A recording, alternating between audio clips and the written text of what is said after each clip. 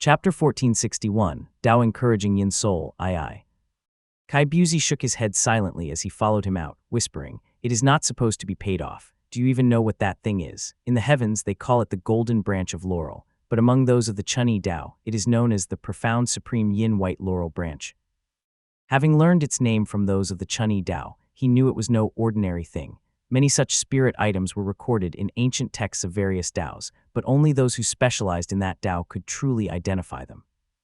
Kai Buzi narrowed his eyes slightly and reminded, "This sounds somewhat familiar to me. Do you know it?" Dang Jiang shook his head. "I am from who knows how many years ago. What would I know?" Seeing he would not speak, Kai Buzi said with some doubt, "I did not think of it before, but this time, once I leave, I must investigate it thoroughly." The two walked through the corridor together. Kai Buzi's perception was sharp, and he immediately noticed fewer people around. He asked softly, "What is going on?" It was only now that Dang Jiang finally noticed it and felt a quiet alarm, but only shook his head without speaking. The side pavilion came into view. With no time to press further, Kai Buzi could only brace himself and push the door open. The pavilion was far more disorderly than before, with many maidservants busily moving about. The two made their way to the top floor and saw the tea-white-robed immortal fairy seated by the table, intently studying a scroll before her. This lowly one pays respects to the immortal fairy. The two bowed. Shehui immediately looked up and forced a smile as she said, "So it is you. Rest assured, this time I called you here with good news." Kai Buzi hurried to thank her. The immortal fairy was unusually courteous this time. She said, "You once found a hidden place. Do you still remember it? Tell me about it." This concerned his own life and death arrangements. How could Kai Buzi forget? He said respectfully, "Reporting to you, that place lies within an immortal formation. Above it hangs the Golden Crow Transmutation Profound Light. A certain lord once said that even a true monarch cannot see or enter it. It is an excellent place to hide and take refuge." "Oh," Shehui said softly, "you are quite clever. The Golden Crow Transmutation Profound Light is the supreme and most wondrous light of the Supreme Yang. That place is of great importance, and the jade steel is key. The lord of the palace specifically sought me out to record a great merit for you." Kai Buzi now knew why he had been summoned. Dang Jiang's earlier boasting had been nothing but hot air. Knowing his nature, he paid it no mind and was overjoyed as he replied, "Many thanks, my lady. It is all due to your guidance. How could it be counted as my merit?" Shehui had no interest in stealing merits. She merely shook her head and said, "You are right. That place is one even a true monarch cannot see. Since such a place exists, I will not go back on my word. I have already secured it for you." She took out a box from her sleeve and gently placed it on the table. A maid immediately stepped forward, picked it up, and brought it over. That single sentence left Kai Buzi shaken with emotion. His face showed deep joy and gratitude as he repeatedly gave thanks. Only after the box was placed in his hands did Shehui speak again. "There are two items inside. First, the morning rain clear cloud technique." Kai Buzi felt half his worries settle as he listened to the female cultivator. "This technique was revised by an immortal general at my request. He modified Tao Inquiring Clear Cloud Technique from the morning cold rain, incorporating elements of pristine water, and turned it into the current morning rain Clear Cloud Technique. In your lower realm, it would be considered an ancient technique. It is not particularly powerful, but it has been approved by the Lord and is usable." Kai Buzi sighed and said, "Revising a Purple Mansion realm technique is something only great divine ability users and great cultivators can accomplish, all the more so for such a narrow and difficult path. The fact that it succeeded is already miraculous. How could I speak of whether it is powerful or not?"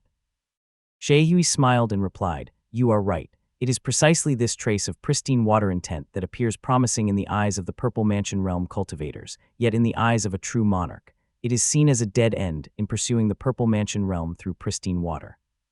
Kai Buzi nodded at once. Though his heart surged with excitement, he still held the box respectfully and did not move before she finished speaking. Shehui continued, "There is one more thing, the borrowed world heart-binding shamanic art. I ask you to explain it in detail, my lady." Kai Buzi quickly lowered his head as Shehui gave a soft order, "Bring it." A servant came forward carrying a jade tray. It contained a short sword, no longer than a palm, entirely silver-white, with a hilt about 3 centimeters long. Its light was restrained, flowing quietly along the blade without any striking brilliance. "This is the Tao Encouraging Yin Soul Profound Blade." Kai Buzi's burning gaze swept over it, yet he sensed no aura at all from the treasure. Though light flowed across it, it appeared plain, with only the occasional flicker of silver hinting that it was far from ordinary. This item perfectly matches the borrowed world heart-binding shamanic art. All the wonders you seek, this art can achieve them one by one. Shaehui spoke calmly, yet her words were astonishing. I already understand your plan. The borrowed world heart-binding shamanic art is a profound soul technique that can strip away memories and store them elsewhere. The Tao Encouraging Yin Soul Profound Blade is a wondrous treasure that can hold those removed memories within the sword, including memories from the heavens. Kai Buzi narrowed his eyes slightly, already understanding. He met her gaze for a moment, then immediately bowed and said softly, My lady is wise. The Tao Encouraging Yin Soul Profound Blade. Good, good, and with that immortal formation, everything is complete. Who was Kai Buzi? It took him but a moment to sort out the entire chain of cause and effect and devise a flawless plan. I'll hide the Tao Encouraging Yin Soul Profound Blade within that immortal formation. As long as I leave a small lead and ensure that when I make my final decision I meet certain people who cannot be divined, I will receive a hint, return to the formation, and retrieve it. If he asked others for guidance, it would not remain in his memory either. Even if pristine water examined his soul, there would be no trace. As a Purple Mansion Realm Grand Taoist Master, there were simply too many people he could come into contact with. There was no need to mention others. Without even deliberately going to Pinglai, just meeting Puyu would be enough for him to leave some verbal hints for his future self, then forget them calmly. His thoughts turned rapidly. In a corner of the pavilion, unseen by everyone else, the white-robed man quietly watched him. For someone clever, there is no need to say more. Giving him the tools is enough. The blade itself was formed from a supreme yin spirit item and lesser yin divine ability, and was further reinforced with various shamanic arts. It possessed the wondrous ability to evade detection and divination, as well as to refine the soul. The soul of the Merciful One had long since been placed within it. Yet all of this merely provided a vessel. The most crucial element was the talisman seed carried within that peacock soul. This was the source of the sword's ability to evade detection and calculation. Rather than a short sword, it was more like the reincarnation of that demonic creature. Its body was formed from the sword's divine ability, it possessed a soul, and it bore a talisman seed. Naturally, it could not be traced or calculated. In this way, the sword would vanish with a single thought, carried back into the mirror by the talisman seed, leaving nothing behind. The so-called storage of memories followed the same principle. Lu Jiangxian had no metal or stone materials for refining artifacts, and he could not leave any trace. Matters of the heavens could not be recorded on any jade slip. Kai Buzi could not split his soul either, but he could entrust his memories to the soul within the sword, thereby granting it the ability to carry memories. At the slightest risk of exposure, Lu Jiangxian could erase it with a single thought, and that soul, bound by the talisman, could not be traced or divined at all. Chapter 1462, The Situation Stabilizes I. Kai Buzi took the Tao Encouraging Yin Soul Profound Blade before him. His face remained calm and respectful, though countless thoughts flashed through his mind. He knelt obediently and said reverently, I will not fail your expectations, my lady. Shaehui said softly, There are no expectations. It is merely rewarded according to merit, granting you a chance at survival. I understand, Kai Buzi responded respectfully. Seeing Dangjung raise his head beside him, he cautiously asked, I noticed the palace has grown much quieter. May I ask why? Shaehui parted her lips slightly and let out a faint sigh. The celestial signs have changed. Majestic earth shines brightly. A great event has occurred in the lower realm. We have been ordered to observe the heavens in case a true monarch or even higher beings take action. Many of our fellow cultivators are no longer in the palace. Kai Buzi lowered his gaze and briefly closed his eyes, his heart turning solemn. He thought, Majestic earth, Mount Luoxia. It seems a true monarch has personally suppressed the conflict between north and south. I wonder which one from Luoxia came down. Though Kai Buzi resided in the outer sea, he had not missed any news from the mainland. As he put together what he knew from the many channels of information at his disposal, a chill slowly rose in his heart. I knew the north-south conflict was a deep pit. Anyone who got involved would meet a bad end, but I did not expect a true monarch to descend in person. No wonder. Even if Luing risked his life to keep Zuyang stationed at Qinling, drawing cultivators from all Daos to observe and probe Zuyang of Luoxia, it was nothing more than a ripple before such overwhelming momentum. I did not expect this conflict to escalate to such a level. His heart turned cold as he thought, who is this true monarch of Luoxia waiting for? Teju, this one in the heavens, Lady Valley Water, or even one of the remaining two of Lesser Yang. Just as the thought passed, he heard Shaehui say softly, However, there is no need to be too tense. We have observed carefully. In the end, no conflict broke out. Otherwise, matters would not look as they do now. Kaibuzi quickly followed up and said respectfully, "Indeed, back during the Northern Sea Jade True Dao dispute, the celestial signs were chaotic and none could see clearly. Only a few of us with higher cultivation and who had attained a fate divine ability sensed something, and the news gradually spread. Now several major cultivators have discussed it and refer to it as the change of true unity. All are waiting for that final outcome." Though he sought to probe indirectly, what he said was also true. The outcome of the great battle would determine the future path of the Jade True Dao. Though more and more people cultivated it now, each faction still had to wait for a clear result before deciding whether to commit their true core disciples to this Dao lineage. Some, like Zhesheng's branch of the Jade True Dao lineage, likely tested white jade daily with pristine water and gold stone, fearing bad news.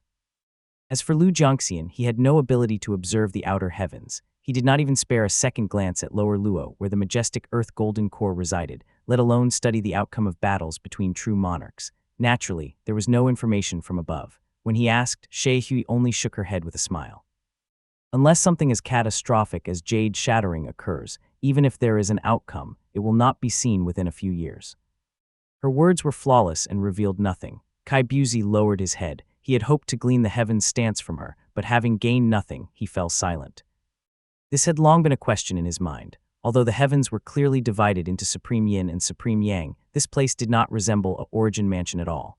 When Kaibuzi mentioned Du Qing, that Zhenggao, clearly a great figure, had referred to him as that true monarch who cultivates pristine water. And yet the palace lord had established a residence here. This place must predate the origin mansion. Perhaps even the palace lord is only one among many in the heavens. This place was governed by multiple palaces, yet this woman who cultivated Lesser Yin was, in Dangjiang's words, merely an immortal fairy of a Lesser Yin palace. If there is a palace for this, then there must be at least one true monarch representing Lesser Yin in the heavens. The Lesser Yin Dao had been hidden for many years. As far as Kaibuzi remembered, aside from the Dao lineage at Zhejiang in the west, where the Dao of the Observation Transformation Heavenly Tower was based, it was rarely heard of elsewhere. But Kaibuzi did not have time to dwell on it. He quickly bowed and said, "Time is pressing. I must not delay the affairs of the heavens. However, caution comes first. I wish to entrust these items to immortal official Dangjiang for now and retrieve them once I reach the formation." His reasoning was sound. He was going to Pinglai, and who knew what strange methods might exist within that grotto heaven. If risk could be avoided, it should be. Though She Hui did not know Pinglai, she understood the logic and nodded lightly. "Very well. Many thanks." Before he could finish, She Hui waved him off. As Kaibuzi stood, Dangjiang rose to follow, but She Hui kept him behind in the courtyard. Though he said nothing, Dangjiang was clearly in a good mood now that Kaibuzi's matter had been settled. He stepped forward with a smile. "My lady." She Hui shook her head slightly and said, "Once Kaibuzi returns, it will likely be a very long time before he comes back. However, since he has rendered merit, you will benefit as well. I have already reported to the immortal General Zhenggao that you are proficient in sacrificial rites and well acquainted with the lower realm." Dangjiang immediately perked up and nodded repeatedly. He remembered Zhenggao had mentioned rewards before. He quickly said, "It is all thanks to your guidance, my lady. I am deeply grateful." She Hui smiled and replied, "If you put it that way, should you not first repay me that basket of golden branch of laurel?" Dangjiang had only been speaking politely. At the mention, his heart bled. He stammered with a miserable expression as he muttered, This, how is that to be calculated? Even now, I only have 200 or 300 merit points." She Hui smiled and shook her head, saying, "I will not tease you further. You are to be promoted to an immortal official in charge of sacrificial rites and sent to another realm. The formal decree has not yet arrived, but if you wait, you should have a good life ahead." Dangjiang was overjoyed. He nodded and kowtowed repeatedly, then eagerly began asking about the details. His chattering quickly annoyed the woman, who then found an excuse to dismiss him. Lu Jiangxian stood in the hall from beginning to end, watching quietly. The arrangement for Dangjiang was not merely a response to his repeated complaints. It was also part of Lu Jiangxian's own plan. When Li Ziming seized Mount Tangdao, he had killed a merciful one named Huakong. Though his body perished at Li Ziming's hands and returned to the Buddhist land, he had been slain by a talisman seed. That trace of true spirit would naturally be recorded on the registering name stone. That meant Lu Jiangxian could summon Huakong into the mirror. It was not just him. Li Ziming had also killed another at Timber Mountain, but it had happened right under the gaze of a true monarch who was watching closely. That merciful one had been too insignificant, so Lu Jiangxian had not acted. Granting Dangjiang this position was also preparation for this matter. In the future, once the North and South come into direct contact, the Buddhist cultivators will not be united. It will be the perfect chance to profit from the chaos, cultivate a few of our own people, and ease the burden on the Li family. As for the merciful ones, the more I secretly record, the better. But I cannot simply go around killing them at will. It is not urgent for now. Those I summon into the mirror must be few but elite. Even if they are not Maha, they should at least be Minghui or Five-Eyed level, merciful ones of high rank and authority. Chapter 1463, The Situation Stabilizes, II. Moongai's Lake. Intricately patterned purple-gold profound pillars stood shrouded in mist across the island. Cultivators moved among them, the atmosphere dense and imposing. At the center, the inner formation glowed faintly purple, while pale yellow tiles reflected flickering firelight. The Taoist in white golden robes clasped his hands together, a look of joy appearing on his face. He struck the pill furnace heavily, and a deep gray radiance surged up, swirling around it. The elephant head opening widened and expelled a stream of dark gray vapor. As the smoke dispersed, the cave dwelling echoed with the sound of dripping water. Li Ziming placed a jade box in front of him, and 7 pills dropped one by one, resting quietly on a soft white cushion. Huff! Seeing the 7 pills, Li Ziming let out a relieved breath. He had long known that pit water and bright yang did not align well and had been warned several times, but only upon refining pills himself did he truly feel the incompatibility between the two. Fortunately, my skill is high, and I used true fire instead of bright yang purple flames. That was the only reason I could maintain control. He had originally expected 8 or 9 pills. Even with the Dao lineage conflict, preserving 7 was enough to meet the required 6. In the box, each pill bore patterns of mountains and rivers, giving off a light, refreshing aura with faint sounds of flowing water. He closed the lid to prevent them from being affected by the surrounding spiritual aura. The serpent water suspension powder cleared the mind and enhanced cultivation. In Li Ziming's view, using a purple mansion realm Kangzhu serpent scale for such an effect was rather wasteful, but the other Dao lineage likely had a different use for it. He summoned Li Minggong and ordered her to take people to Lacquer Marsh. He moved swiftly and landed on Zhaijing Mountain. At the mountain's base, the purple flame fire vein rang with metallic sounds. Sweeping with his spiritual sense, he saw Li Zhaohui's Da Sheng floating within the flames, shining brightly, while cultivators from the purple smoke gate worked nearby to repair it. He asked casually, "Where has Mingwang gone?" Ding Weizhang immediately descended onto the mountain and answered respectfully, Taoist Master Mingwang has entered Mount Dali." Li Ziming understood at once and acknowledged before asking, "How are things along the riverbank?" Ding Weizhang replied respectfully, "The opposite bank has been occupied by the GR. Eat Primordial Hidden Radiance Temple. Within 3 nights, countless people descended from the north, covering the entirety of White River Stream. They have spread their teachings widely and established numerous temples." Li Ziming shook his head and murmured, "They are always good at making things unpleasant." With hundreds of thousands of Buddhist cultivators migrating here, the White River Stream was effectively settled. Even if it were reclaimed one day, unless there was a massacre, it would take 50 to 100 years to remove their influence. Still, they insist on acting under the banner of the Great Primordial Hidden Radiance Temple. It is unclear which lineage they belong to or what Dao lineage they covet. There had been no movement from the opposite bank, and for now there seemed to be no intention of advancing south. That was a good sign. As he considered it, Ding Weizhang said, "There is another matter to report. A demonic creature has arrived from the southern border. He was escorted by people from the Azure Pond sect and called himself Yanhu." "So it is him." They had originally sent out Yanhu. Li Ziming beckoned and said, "Bring him up." A broad-faced, black-haired man came up from below, draped in a dark robe. Upon seeing Li Ziming, he called out, "Your subordinate greets you, my lord. It has been a long time. I have missed you greatly." Li Ziming had no interest in small talk and only wanted good news. He waved his hand and asked, "What have you gained?"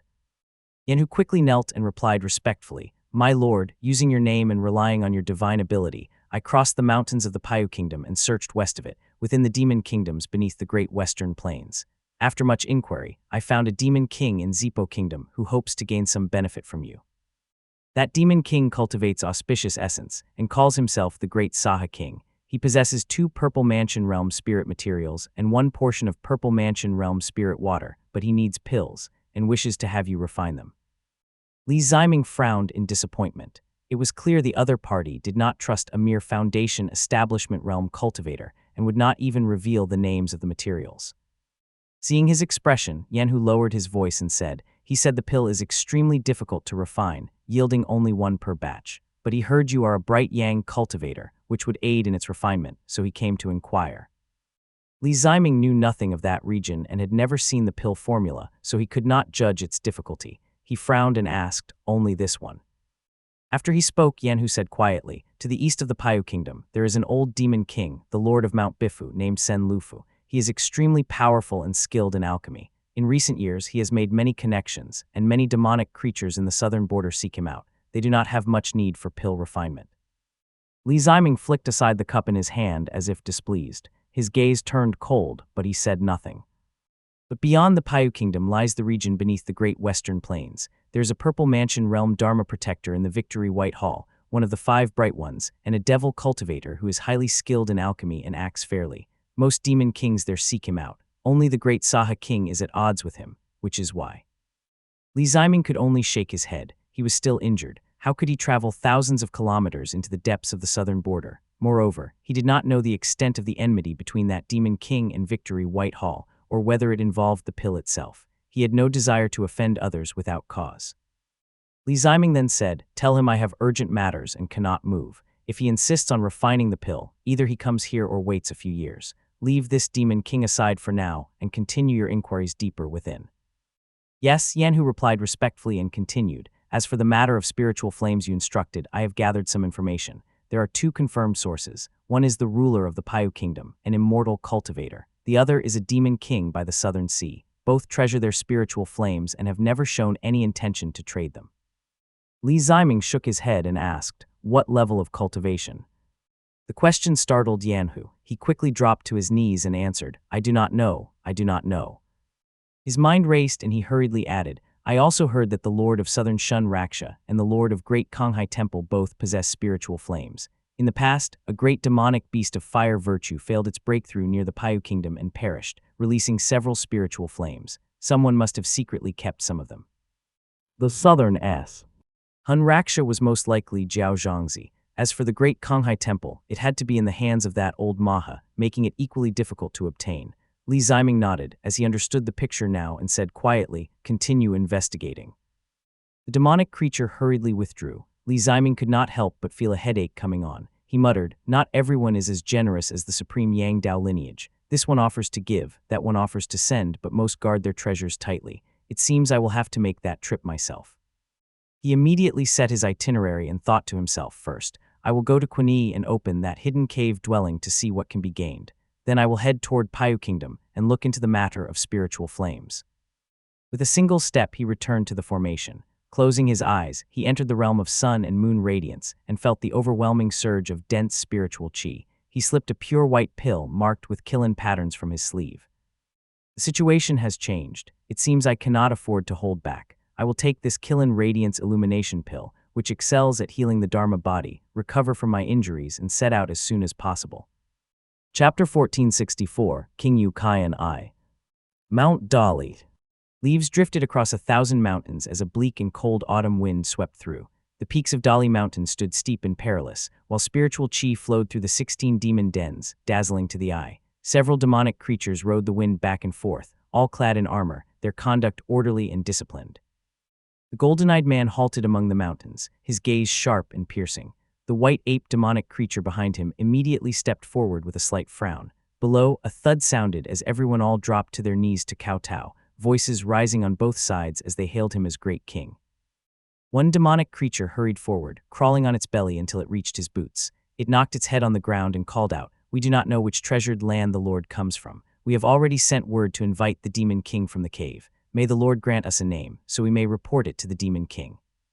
Li Xiaowei glanced at the surrounding demonic creatures and replied, A neighbor from the lake. Before he finished speaking, 2 streaks of light shot over and transformed into 2 middle-aged men before him.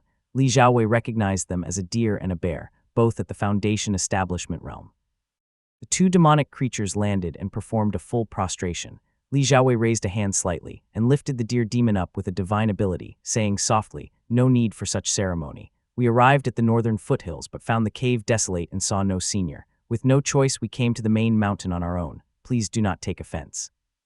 Lucan, a subordinate of White Banyan whom he had met before, was naturally helped to his feet. Even so, he remained timid and did not dare speak much. The bear demon beside him was not so fortunate and remained sprawled on the ground.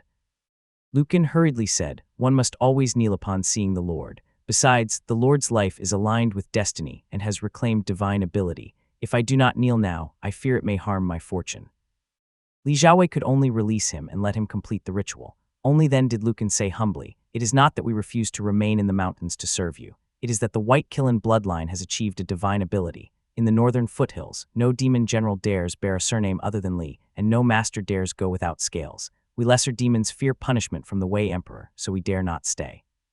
He shrank back nervously, while the bear demon beside him trembled like a sieve, unable to rise. Li Xiaowei nodded, "Take me to see the master of Mount Dali." The deer immediately lowered its head and bent its back, leading him forward. As Li Xiaowei admired the winding and rugged terrain, he asked, "Since scaled creatures fall under the White Kiln Shiang's governance, which Dao governs your deer kind?" Lucan replied respectfully, "Our deer kind follows the Dao of purple essence." "So it is the purple essence, Dao." Senior White Banyan walking the purple smoke path was not mistaken. He understood inwardly. After flying a short distance, they reached the summit of Mount Dali's main peak. They found themselves before a pool of boiling white water, mist curling all around. Demons gathered in auspicious display, and the ground was covered with spiritual fruits and herbs.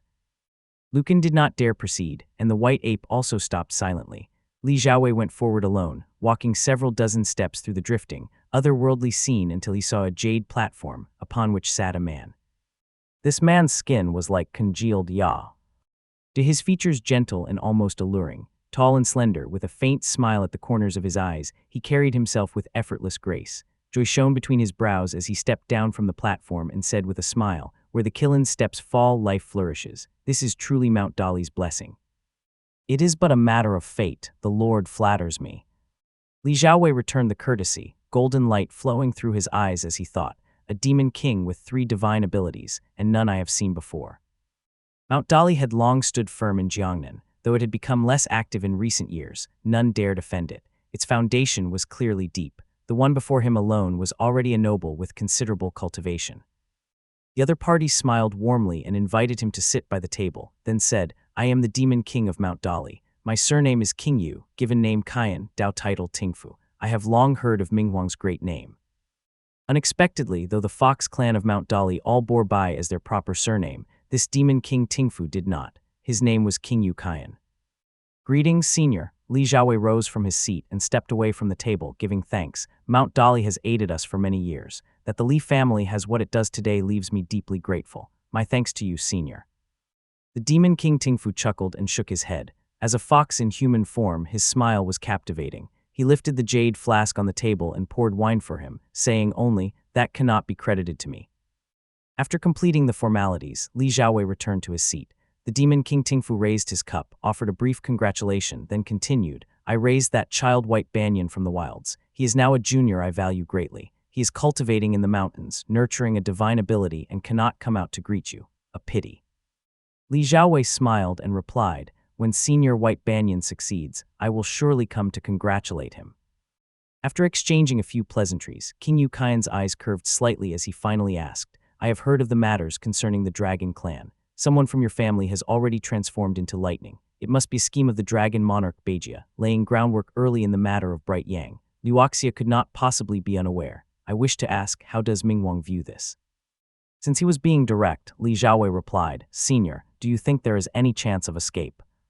The fox and the dragon had sworn an oath before him in the past, so Li Xiaowei naturally spoke accordingly. Qingyu Kaiyan heard this and said softly, "Difficult." Before Li Xiaowei could respond, Qingyu Kaiyan continued mildly, "Though I do not favor Luoxia, the Dragon clan is not easy to deal with either. To speak plainly, Luoxia may not covet Bright Yang itself. They simply do not wish for the Shiang above the Bright Yang fruition attainment, the one that stands between heaven and earth, to be Li Kaianyuan. If you follow their will, even if you attain the Bright Yang fruition attainment, you would still stand as a great power in this world." His words leaned toward neutrality, neither biased nor partial. Li Xiaowei's brows knitted in confusion. For a moment he said nothing, then said softly, "Why do they hate him so deeply?" Qingyu Kaiyan let out a sigh. Li Kaianyuan is no ordinary figure. There are very few who hold the soul fruition attainment across heaven and earth from ancient times to now. He is but one step away from Dao embryo immortality. If he takes that step, he will become the first in history to unite the celestial dynasty emperor and immortal in one person. He stands in irreconcilable conflict with Luoxia, and even with more than half of the 3 profundities and 4 Dao's lineages. This conflict is not only rooted in Dao's, lineages, and divine abilities, but also in grievances, beliefs, and cultivation. King Yu Qian's gaze grew heavy. Li Xiaowei frowned and asked, "But I have heard, in the earliest times, a human emperor established dominion." King Yu Qian took a sip of wine and shook his head. That was the founding of a realm, not a celestial dynasty. A true celestial dynasty means unity without exception, a single imperial authority and father in the world, that being the sovereign. How could it be compared to the Zhou system of enfeoffed lords? To put it plainly, Great Zhou was merely a central state among many. Li Xiaowei fell silent. The fox demon before him said softly, "Do you understand now? We are people of later generations. With history as our mirror, things are clear to us. But how many in that era understood? Chuoba Xuanten called his realm a celestial dynasty. He had deep foundations and the support of the pavilion viewing faction. But what became of Great Liang in the end? Look at Zhao Emperor Fuqian. He founded Great Zhao and ascended Daengmu. Entane, facing the endless sands, he said only this: Dichang is dead, Xiao of Wu remains unsettled, the south is perilous, the great work unfinished. Did he ever think of what would become of future generations? Wei Emperor could die suddenly in midair, and the Liang Emperor could drown. He fell halfway through his campaign to destroy Yan. After saying those words, he immediately died in Yancheng Prefecture. Even wood and stone wept. Along with him, the ancient position of Qi's body was lost and never seen again. In ancient times, what were your cultivators' purple mansion realm Dharma bodies like, and what are they now? His questions left Li Xiaowei silent. King Yu Qian said gently, "There is never a good beginning nor a good end in an imperial house. What the Dragon Clan seeks is only to delay his fall, never to bring him back. People from Luoxia will eventually come to see you. Take care of yourself." Thank you for your guidance, Senior. Chapter 1465, King Yu Qian II. King Yu Qian's expression dimmed, the smile in his eyes fading. Clearly, even with the Dragon Fox pact in place, Mount Dali still held a deeply pessimistic view. Li Xiaowei offered a few more words of thanks, and the two shifted the topic, speaking of other things to dispel the heaviness in the white mist. Having just achieved his divine ability, Li Xiaowei still had many doubts about fate bearers. It was not something easily asked in ordinary places, and most people would not understand. This visit was not only for courtesy, but also for inquiry. He said, "Now that I have achieved Purple Mansion Realm and obtained divine ability, I feel my Dharma body has grown stronger, and my eyes can see more things clearly. But beyond that, I still do not understand the other benefits and drawbacks." Senior White Banyan once said that my attainment of Purple Mansion Realm is, in truth, no different from that of a demonic creature. I hope you can explain in detail. King Yu Qian nodded in realization and smiled, shaking his head. "Then you have asked the right person. When it comes to fate divine ability, Mount Dali's inheritance is absolutely complete." He grew serious as he said, "Fruition attainment is both a position and a power that constantly influences the world. When people speak of authority and position, this is what they mean. Within the Purple Mansion Golden Core Dao, fate divine ability can be ranked first in terms of uniqueness. What does it cultivate? According to our Dao lineage, it cultivates the connection to fruition attainment. The profound aspects of this are often realized through the influence that fruition attainment manifests upon the world. That is why cultivating fate divine ability places such emphasis on one's cultivation depth." He took a sip of wine and continued, "Some lineages have more than one fate divine ability. In truth, this means the Dao fruit fruition attainment is placed higher, with stronger emphasis on connection. This often requires ancient cultivators to comprehend it themselves, and it is exceedingly difficult. The brilliance of the Purple Mansion Golden Core Dao lies in its simplicity. It demands less in terms of cultivation talent. Unfortunately, the world has never been fair. Some are lucky and others are well-born. By the same logic, there exists a type of person who, whether through reincarnation, bloodline, identity, temperament, circumstance, or even inexplicable favor from fruition attainment, possesses all kinds of corresponding mysteries. They are what we call fate bearers. Such people are often blessed with unmatched fortune and can accomplish great things. It is as if they are born with an unseen connection. When they reach Purple Mansion Realm, their fate divine ability will naturally come to fruition." His eyes curved with a hint of a smile as he said softly, "This is the same for you. If you cultivate radiance under heaven, it will also come naturally, but you differ from them in certain ways." Speak of this, we must mention transformation. In the Purple Mansion Golden Core Dao, once body divine ability is achieved, over 80% of cultivators gain the ability to transform. Their Shenyang mansion is not harmed whether they turn into birds or fish. Each Dao lineage has its own symbols. Unless one cultivates a specific transformation art, changing forms is merely changing appearance. None are as useful as the human form attained through the Dao. After all, we demonic creatures must also take human shape. But Li Qianyuan has already ascended to fruition attainment. Can he still be called human? Calling him Xiang would not be excessive. As his descendant, once you gain the favor of fruition attainment, and since Bright Yang fruition attainment places great importance on the bond between father and son, it will regard you as the offspring of Xiang. That is no longer transformation. You simply are. He narrowed his eyes, slig. Tly answering his own thought. As for why it is a Qilin and not a cicada, the reason is equally clear. You are the first to draw the attention of Bright Yang fruition attainment. Naturally, you are the eldest son, the White Qilin. Once your 5 divine abilities reach completion, becoming the White Qilin is all but certain.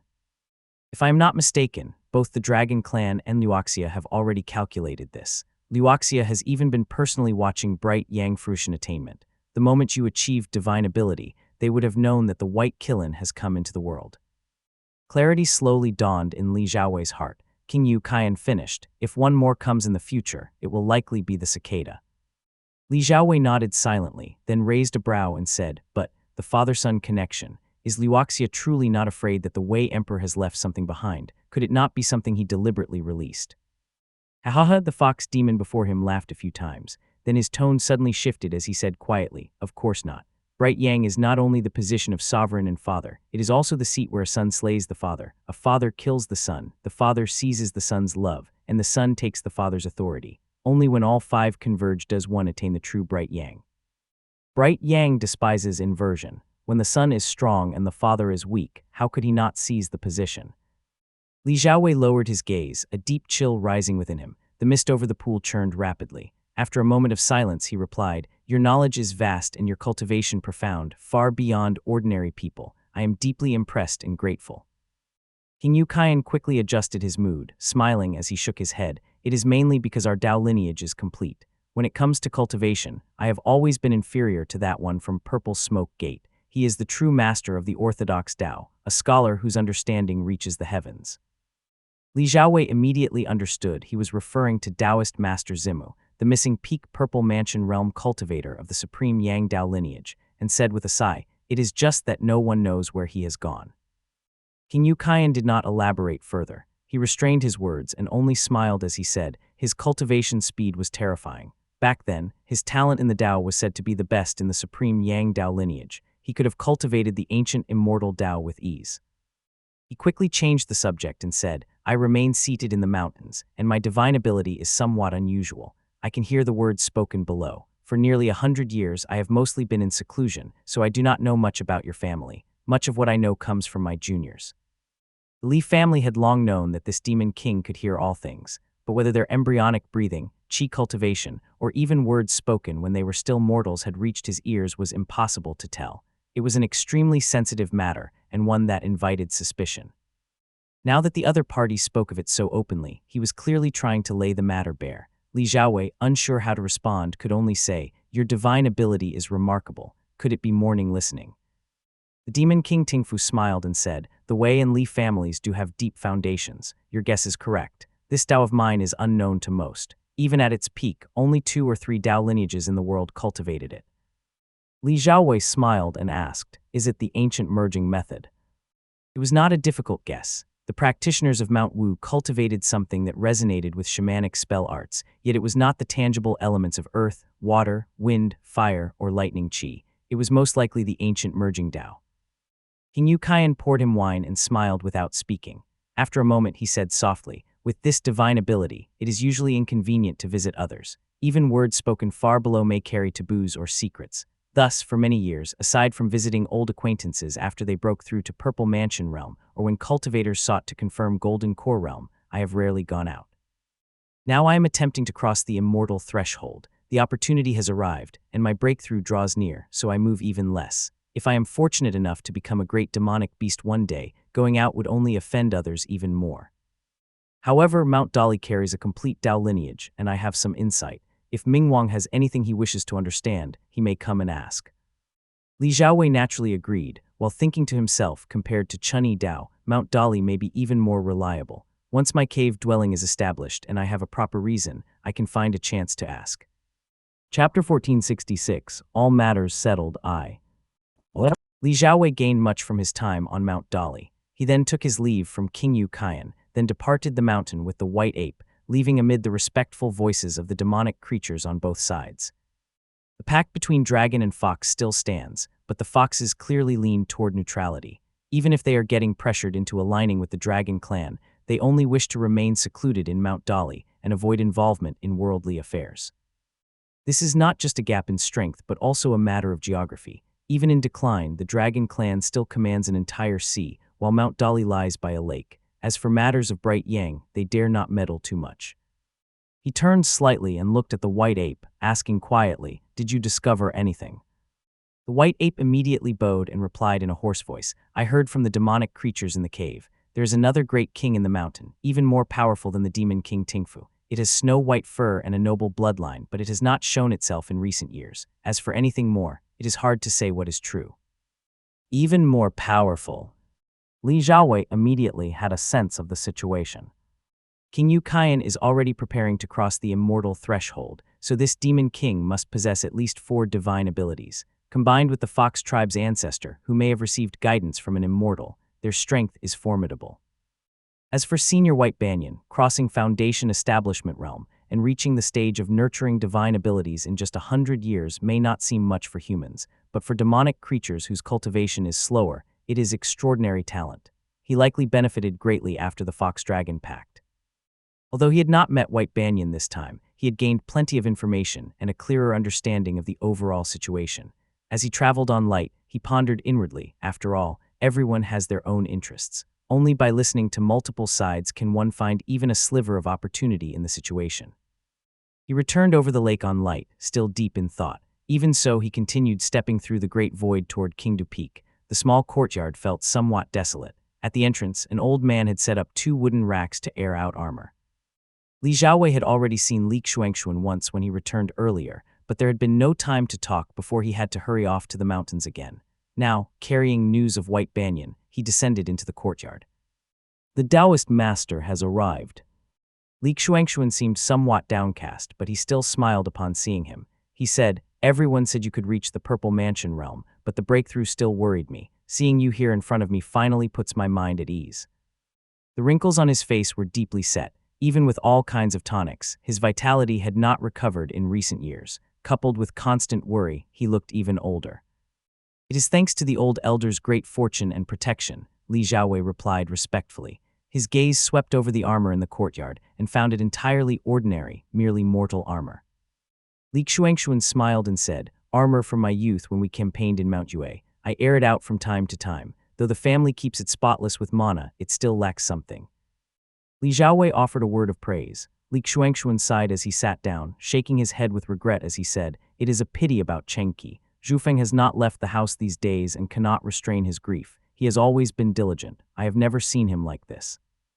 Li Xiaowei found himself at a loss for words. Li Chengqi had never been well regarded in the family, nor was his cultivation high. His descendants were all gone, and only Li Zhufeng still grieved deeply for him. He could only respond, "This grudge will be repaid sooner or later. For now, we should settle the matters of the Jiangzhang as soon as possible. It will at least offer elder brother some comfort." Li Xuanxuan fell silent, then said in a hoarse voice, "You are a Taoist master now, and your brothers and elders all fear you. Not only do they not dare speak with you, but privately they say Zhufeng does not know his place. Among them are even those he once promoted, and those who gained protection through him. It is as if all his efforts over these decades meant nothing. That you still have this concern is a good thing." Li Xiaowei's golden eyes flickered slightly as he replied respectfully, "I understand." He stepped forward, picked up the brush from the desk, smoothed the paper with one hand, and with a light touch his brush moved like a dragon, swiftly writing a vertical line of words. "When great desire turns to emptiness, vengeance must be repaid." As soon as he finished writing, the paper became soft and fine like silk, grimy.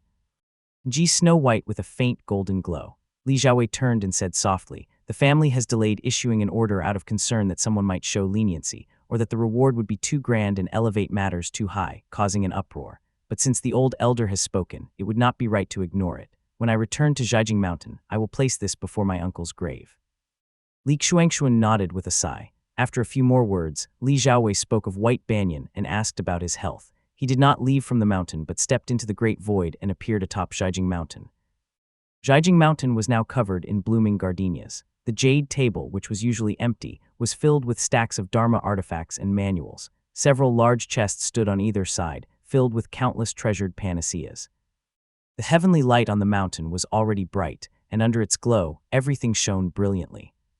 Li Xiaowei knew at a glance that these were gifts from various sects and cultivators. Anything placed on Zhaijing Mountain was no ordinary item, mostly offerings and treasured panaceas from the 3 sects and 7 gates and Purple Mansion Realm rogue cultivators. Lesser items had already been stored in the family treasury. How lively! I wonder how many once forced me out of the lake, and how many only stopped when I entered the sea. Though he had not held a banquet and had declined all visitors under the pretext of seclusion, the current scene was not due to Jiangnan's customs. Rather, families from both Jiangnan and Jiangbei, related or not, had come to offer congratulations. Even after filtering out the worthless items, it was clear the gifts were far more substantial than those given when Li Ziming achieved the Dao. It was a reflection of the warmth and coldness of the world, and how human relations were thinner than paper. When Li Ziming reached Foundation Establishment Realm, he was unknown, and even when he advanced to the Purple Mansion Realm, some still watched with cold eyes. Now they came eagerly to openly curry favor. Even those claiming to be of the orthodox Dao, the supreme Yang Dao lineage, were no exception. Their gifts were simply heavier than before. He reached out, took the compiled scroll of names, and read through it carefully. Across Jiangbei and Yue State, aside from Changxiao Gate and the sealed Snow Jai Gate, none who should have come were absent. Even the battered Grace Covenant Gate sent representatives. Beyond Yue State there were Shahuang Kingdom, Slaughtered Jun Gate, Jingyi Mountain. Even Master Dingyang of Lacquer Marsh sent congratulations, and even the somewhat unrelated Nai family of Wu State. As he read through the list from west to east, countless small families had come to congratulate him, while from north to south, innumerable minor sects offered their wishes. From this list alone, it seemed no one bore ill will toward them.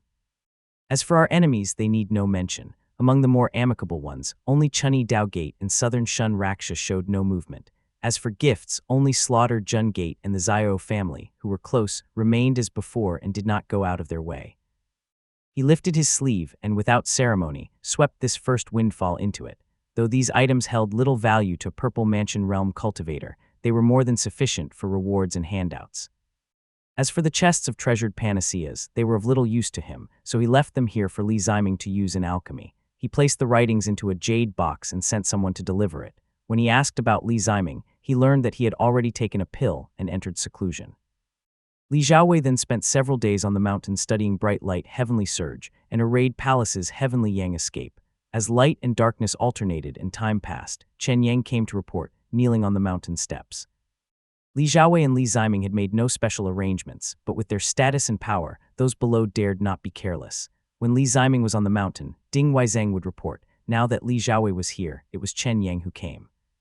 The man in black knelt and said respectfully, "Taoist Master, the people from Purple Smoke Gate have returned. The Dharma artifact has been repaired." "Bring it up." Li Xiaowei set aside the jade slip and gave the order. 2 men carried up Da Sheng, its curved form gleaming, its light pure and bright as it cast radiant arcs across the mountain. The golden-eyed youth extended his hand, and Da Sheng rose into the air before settling obediently into his palm. He weighed it slightly and said, "Not bad." Da Sheng had not been heavily damaged, only its blade had been slightly misaligned. After being nourished with divine ability for some time, it required little effort to repair. The artifact smiths could report his work. DS back, and they immediately bowed in gratitude. Li Xiaowei spoke casually, "How is the viewing pavilion? Has the person arrived?" Chen Yang was quick to read the situation. Knowing what he meant, he answered at once, "Taoist Master Q who has appeared at Mount Azure Pond. After receiving your handwritten letter, Chu Minglian arrived at the lake last night and is awaiting orders." Li Xiaowei waved his hand, dismissing the Purple Smoke Gate cultivators who dared not raise their heads, and asked, "How are Taoist Master Q whose injuries?" At this, Chen Yang immediately bowed lower and said softly, "It is said there are no major abnormalities. Only, the Azure Pond sect has promoted Lin Wuning, a trusted member of the Ning family, to lead Yuanxing Peak. The former peak master of Ziki Peak has been reassigned to Lord Yunqin. The people from the Eastern Sea have all returned. The previous Yuanxing Peak master, a junior of the Ning family, caused chaos and has been dismissed." Li Xiaowei shook his head slightly and said softly, "The Sea family is thin in numbers, and Si Yuanli may not emerge from seclusion. Senior Qiu Hu intends to cultivate members of the Ning family, but Senior Yuansu has no descendants. With Hejing and Heiyuan dead and a purge carried out, the backbone has been broken. If Zhao Tingui were still alive today, there might be room to maneuver, but now it is difficult to handle.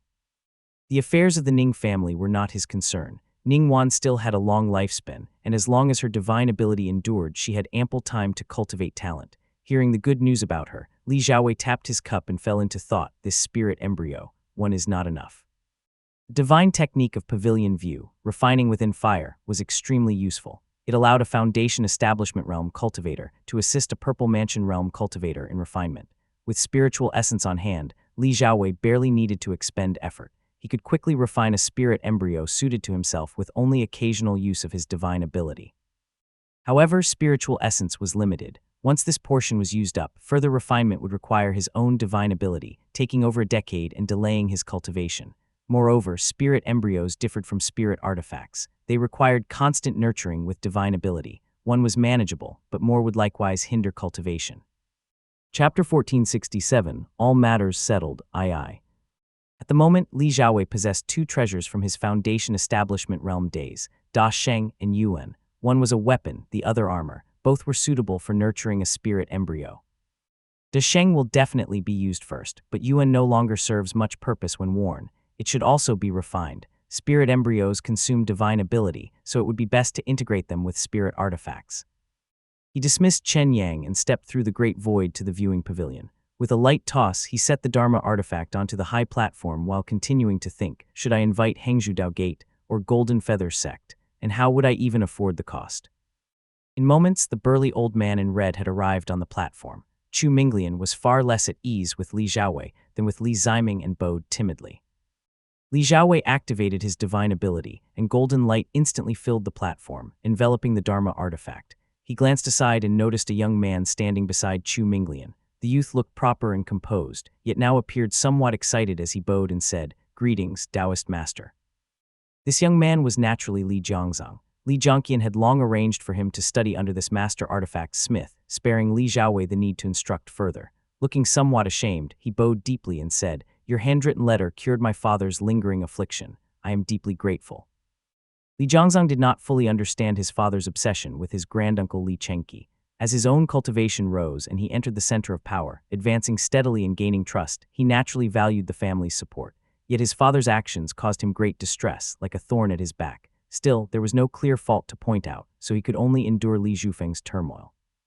Fortunately, once Li Xiaowei's writings had been delivered to the grave, Li Zhufeng had spat out a mouthful of blood and finally steadied himself. Li Jiangzong, who had been overwhelmed day after day, was finally relieved and grew even more admiring of his uncle, now a Taoist master. Li Xiaowei glanced over him, somewhat satisfied, asked about his cultivation, and said softly, "Work diligently and reach foundation establishment realm soon."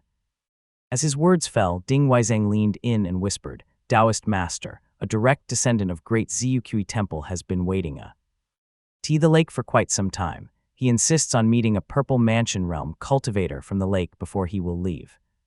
Li Xiaowei frowned slightly and asked, "Must he see a Taoist master?" Ding Weizeng nodded, and Li Xiaowei said, "Then let him come up."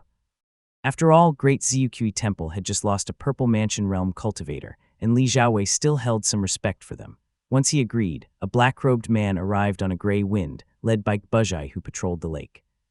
He bowed before him and said respectfully, "Greetings, Taoist Master Mingwang. I, linear of Great Ziyuqi Temple, has come under my Taoist Master's orders to pay respects and offer congratulations." Li Xiaowei had not held a banquet, though the gifts on the mountain had already been accepted. He frowned and said, "Taoist Master Zheajing is healing, and I have been in seclusion stabilizing my cultivation. We have not been active on the lake, so we have kept your side waiting." "I would not dare," Linya quickly declined, not daring to speak at length. He immediately took out a golden box from his sleeve and said softly, "My Taoist master heard of Taoist Master Zheajing's injury and was deeply concerned, so he sent me with 2 spirit pills to express goodwill between our two sides." He gently opened the lid with mana, revealing 2 radiant white pills with patterned markings inside. They were Qilin Radiance Illumination pills. The Qilin Radiance Illumination pill originated from Eastern Fire Grotto Heaven and was primarily used to enhance cultivation and repair the Dharma body. It was clearly a commonly used pill among Purple Mansion Realm cultivators of Eastern Fire Grotto Heaven. The Supreme Yang Dao lineage possessed the most of them. They had once obtained 3, and Li Ziming had already consumed the last one. Li Xiaowei himself had taken one of these Qilin Radiance Illumination pills. when he broke through to the Purple Mansion realm, so he was very familiar with it. Its ability to heal the Dharma body was highly coveted, not to mention that it aligned with the bright Yang Dao. He initially declined, but the direct disciple of Great Ziyuqi Temple immediately showed alarm and expressed their sincere goodwill. Only then did Buzhai step forward and present the pills. After offering the pills, Linya quietly let out a breath of relief and said respectfully, "My Taoist master asked me to inform the lake that the Gao family's Taoist master has already left Chengyan Marsh. Chengyan Gate has now placed itself under the Hu River Dao, submitted its name to Pavilion of Profound Order, and acknowledged itself as a sect of Zhao State." Li Xiaowei raised a brow, but after a moment's thought, he found it unsurprising. Linya continued, "It is said that the Boli King has gone to the capital Immortal Dao and is meeting Taoist Master Yehui at the Mountain Gate."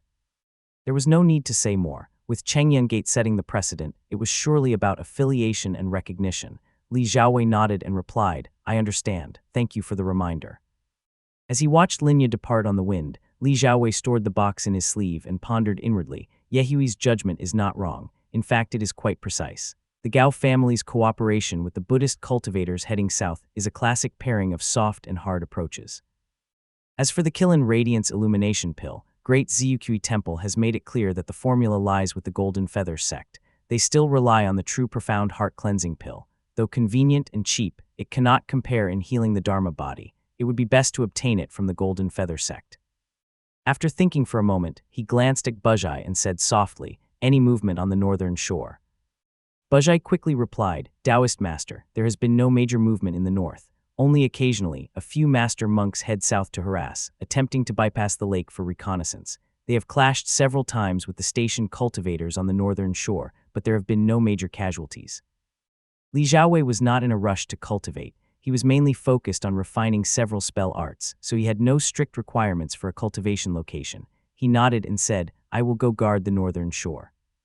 Yet beneath that decision, a deeper concern lingered in his heart. If Mount Luoxia intends to meet me, it would be best if they do not enter my formation, or even approach the central island or the southern shore. It would spare a great deal of trouble. Realm of Sun and Moon Radiance. Inside the pavilion, stone lamps cast rings of cool radiance. Li Ziming sat within, slowly opening his eyes and exhaling a stream of white breath. The Qilin Radiance Illumination Pill was a spirit pill used to heal the Dharma body, and his damaged body had been recovered through Yehui's favor, Ma. King the restoration 100 times easier. With the support of the spiritual chi in the realm of Sun and Moon Radiance, it took just half a year for his Dharma body to no longer be a concern. As he rose to his feet, he felt at ease throughout his body. The earlier stiffness was finally gone. With a shift of thought, he appeared within the lightning-wreathed glazed pagoda of unrestrained boundary.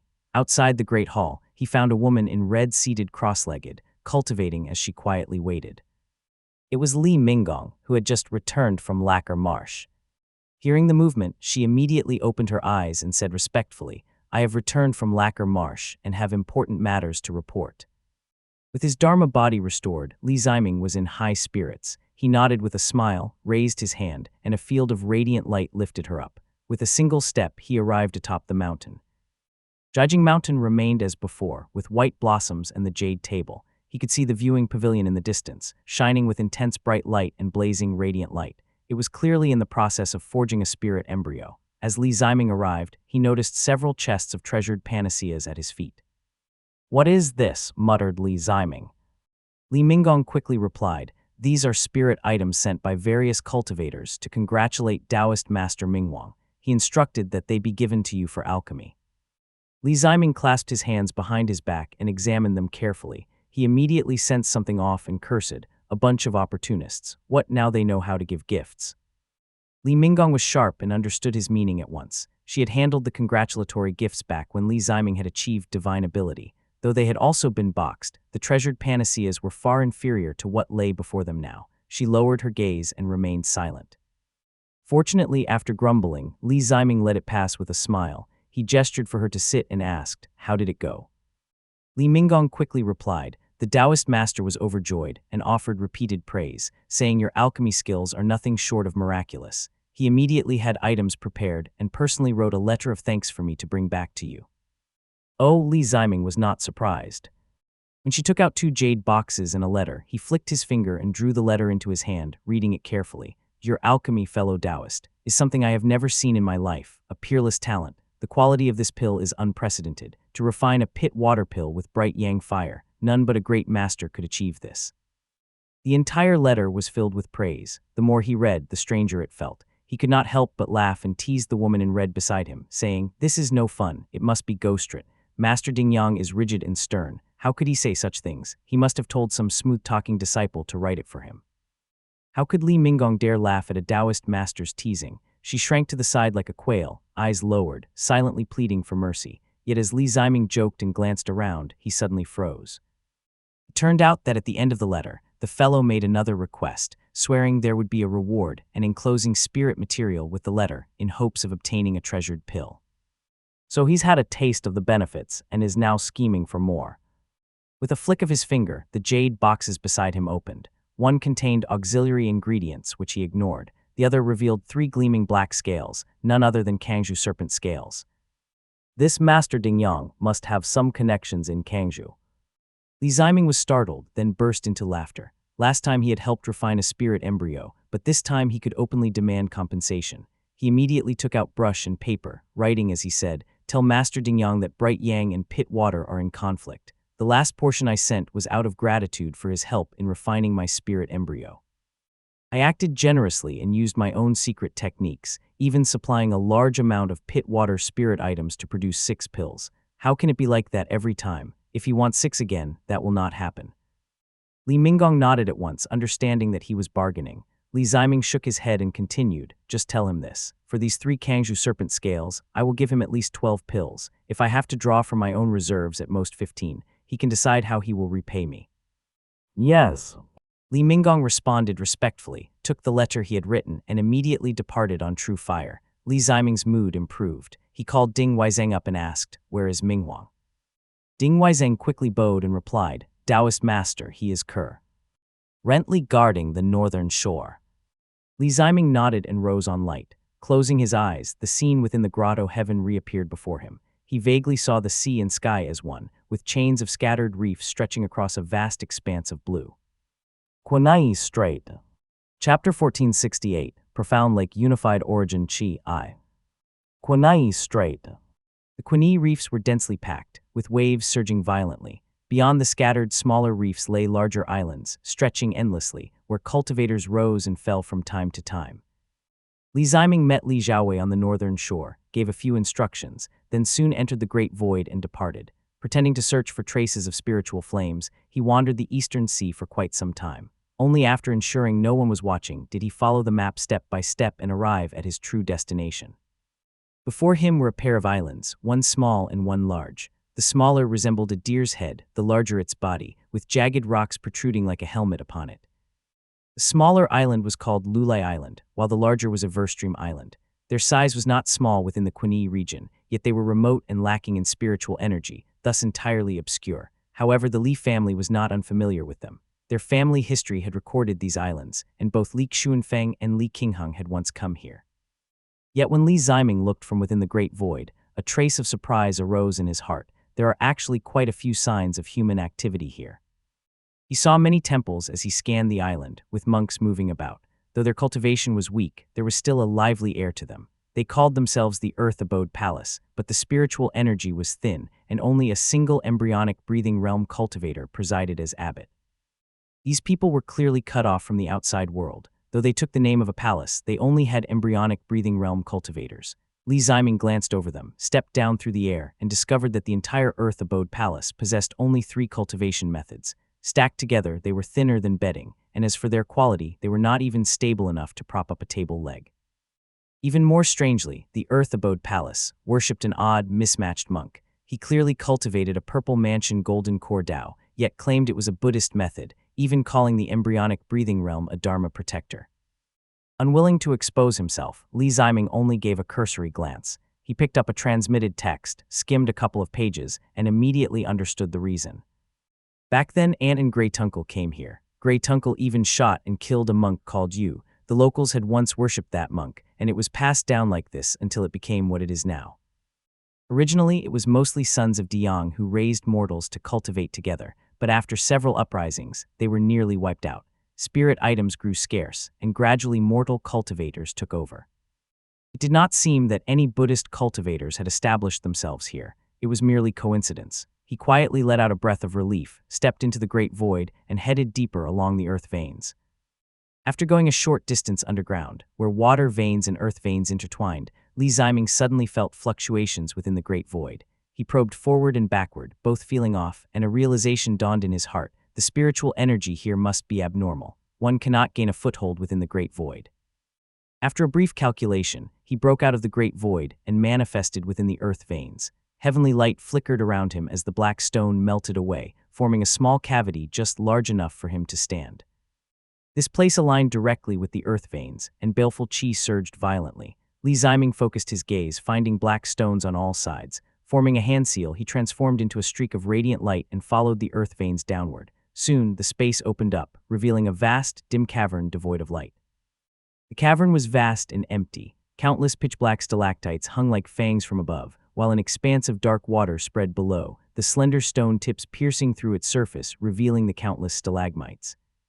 The place was filled with extremely dense baleful qi. There was not a trace of spiritual energy in the air. The earth-baleful forces within the entire cavern had formed a complete cycle, and from time to time, the sound of dripping water echoed. No wonder the great void cannot perceive this place. The lake of baleful qi surrounded a stone platform like a deep blue halo. The entrance to the cave dwelling was tightly shut, appearing especially deep and ominous within the dim baleful qi. Li Ziming withdrew his divine ability and looked closely, a trace of delight immediately appearing in his eyes. He thought to himself, this entire lake is nether-binding baleful fluid, formed when Earth Fiend's cold spring encountered the qi of pit water and underwent dilution and transformation into a second-grade spirit item. There must be a spring source of Earth Fiend's cold spring at the bottom. Earth Fiend's cold spring was also a foundation establishment realm spirit water, but a spring source was unlike other resources. As long as it was not destroyed, it would continuously produce Earth Fiend's cold spring. Even if it took a long time to yield a single portion, it was still an excellent prospect. He did not rush into the lake. Instead, he stepped through the air and reached out, lightly touching the deep blue glow on the lake's surface. A dark, murky aura immediately surged forth. It was clearly the fluctuation of a formation. A purple mansion's spirit formation. This spirit formation was unlike the Zheguang profound purple spirit formation of the Li family lake. It was not built as a mountain-guarding formation, appearing instead delicate and refined, steeped in ancient elegance. As expected, it's still here.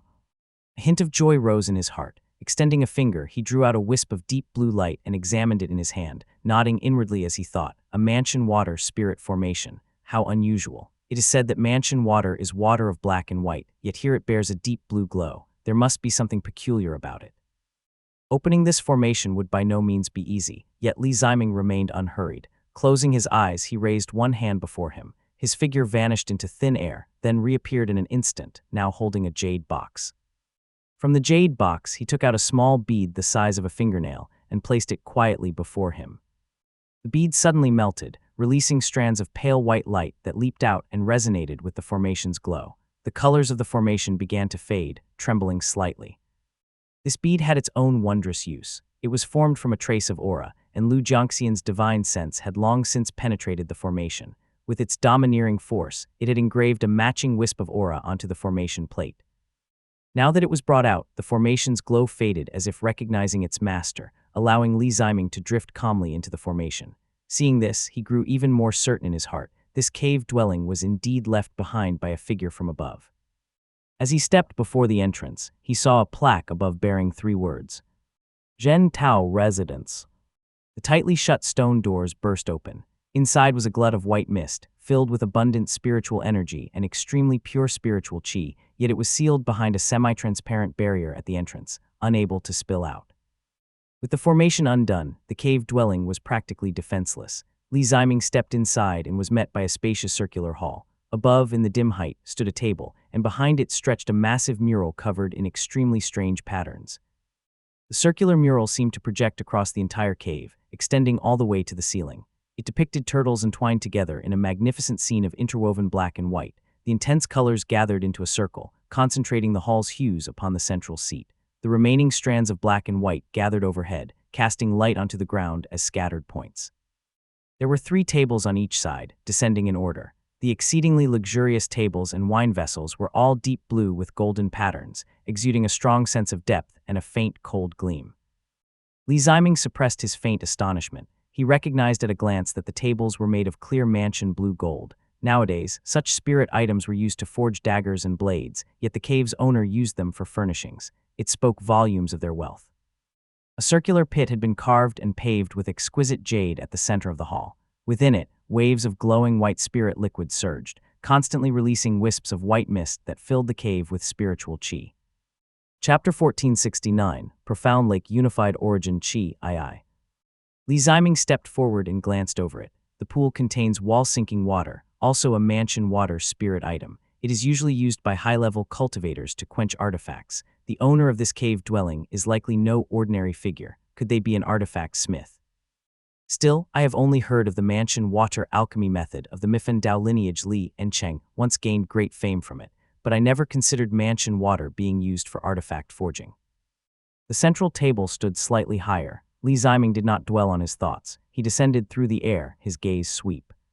Across the surface, a jade box was neatly placed on the table. Li Ziming glanced at it, touched it lightly with a finger, and immediately understood what was inside.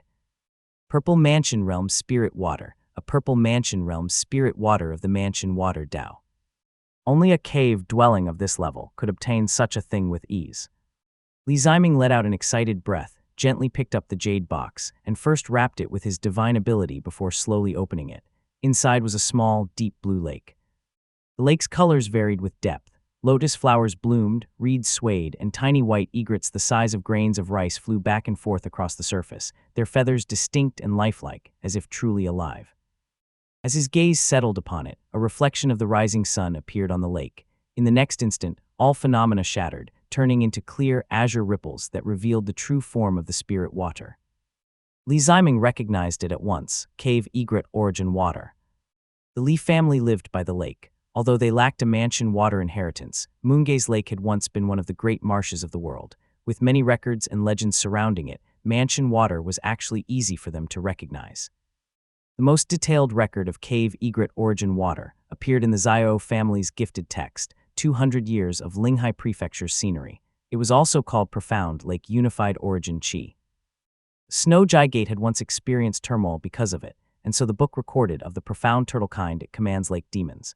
Born white, 10 years red, 100 years green, and once every 300 years it produces, spitting out Profound Lake Unified Origin Qi. It can stabilize lakes and marshes, as well as observe transformations. When taken on the night of the new moon, it greatly benefits lesser yin and baleful essence and grants an eye upon the cheek. Although 200 Years of Linghai Prefecture's Scenery was part of the Xiao family's inheritance, it was not dedicated to recording spirit items. It only mentioned a few lines, yet it was enough for the Li family to remember this object deeply. Cave Egret Origin Water. There are only a few advanced mansion water Dao lineages left in the world. This makes it even more precious. Not to mention, it is likely something certain Dao lineages desperately seek. He was overwhelmed with excitement. Quietly, he stored it in his sleeve, deeply moved. Only an opportunity like this could yield something of this level. Those cultivators who roam outside, which one does not hide their techniques and spirit items within formations. You can hardly even kill them, let alone obtain something like this. This cave dwelling had been tightly concealed by a purple mansion realm formation. Though it was not as vast as a mountain guarding formation, its quality was extremely high, compact, and formidable. If it had been him alone, he might not have been able to break it at all. Even if the formation were to be broken, the treasured land and everything within the cave could not be preserved. Without that bead granted from above, he would likely only be staring helplessly at the formation. Suppressing his excitement, he dispersed into light and swept the area with his spiritual sense. He quickly checked each entrance of the hall, only to find them all tightly shut, prompting him to scan more carefully. Where is the formation plate? The cave dwelling was so orderly, without any sign of chaos. The owner had likely not died suddenly outside, but had left in a planned manner. To put it bluntly, in such cave dwellings, the most valuable item was almost always the formation plate. Now that he had already obtained the extremely rare Cave Egret Origin Water, the Purple Mansion Realm Grand Formation, though slightly less rare, was not far behind in value. Even if he continued exploring, he needed to refine the formation plate and imprint his mark on it first, otherwise he would only run into obstacles everywhere. Yet after scanning the hall, with its drifting white mist and vast emptiness, he could not find any trace of a formation platform. Left with no choice, Li Ziming closed his eyes slightly and called upon the immortal artifact. He had only just closed his eyes for a moment before realization struck. Striding forward, he returned to the table. He did not linger and moved past it, immediately turning his gaze to the massive mural behind it and reaching out gently. The back of the profound turtle was snow-white, with extremely intricate patterns. As his divine ability made contact, the mist-like whiteness gradually lit up, revealing a deep blue disk covered in fine patterns. It was precisely the formation plate of the Grand Formation within this cave dwelling, embedded within the wall. So cautious, such methods, it seems the original owner did not even trust those who entered the formation and deliberately nested the formation plate within the protection of the formation itself. Li Ziming pondered for a moment, placing a hand over the formation plate as his divine ability circulated. Streams of heavenly light poured into it, dyeing it a faint gold. After 7 minutes, the light within the cave flickered slightly. The Purple Mansion Realm Grand Formation had changed ownership. "It's mine." Now that he had taken control of the formation plate, the name and properties of the formation gradually revealed themselves. Profound Turtle Mansion Stabilizing Spirit Formation. This was also a Purple Mansion Realm Spirit Formation, yet its properties and power were entirely different from the Li family's Zheguang Profound Purple Spirit Formation. It possessed 3 distinct abilities: Trial of Pit, Spirit Preservation, and Profound Mansion. The method of Trial of Pit was extremely peculiar. Beneath the formation lay a pit-water nexus that was capable of continuously producing a certain type of pit-water chi. This was very likely the source behind the transformation of the Earth Fiend's cold spring outside.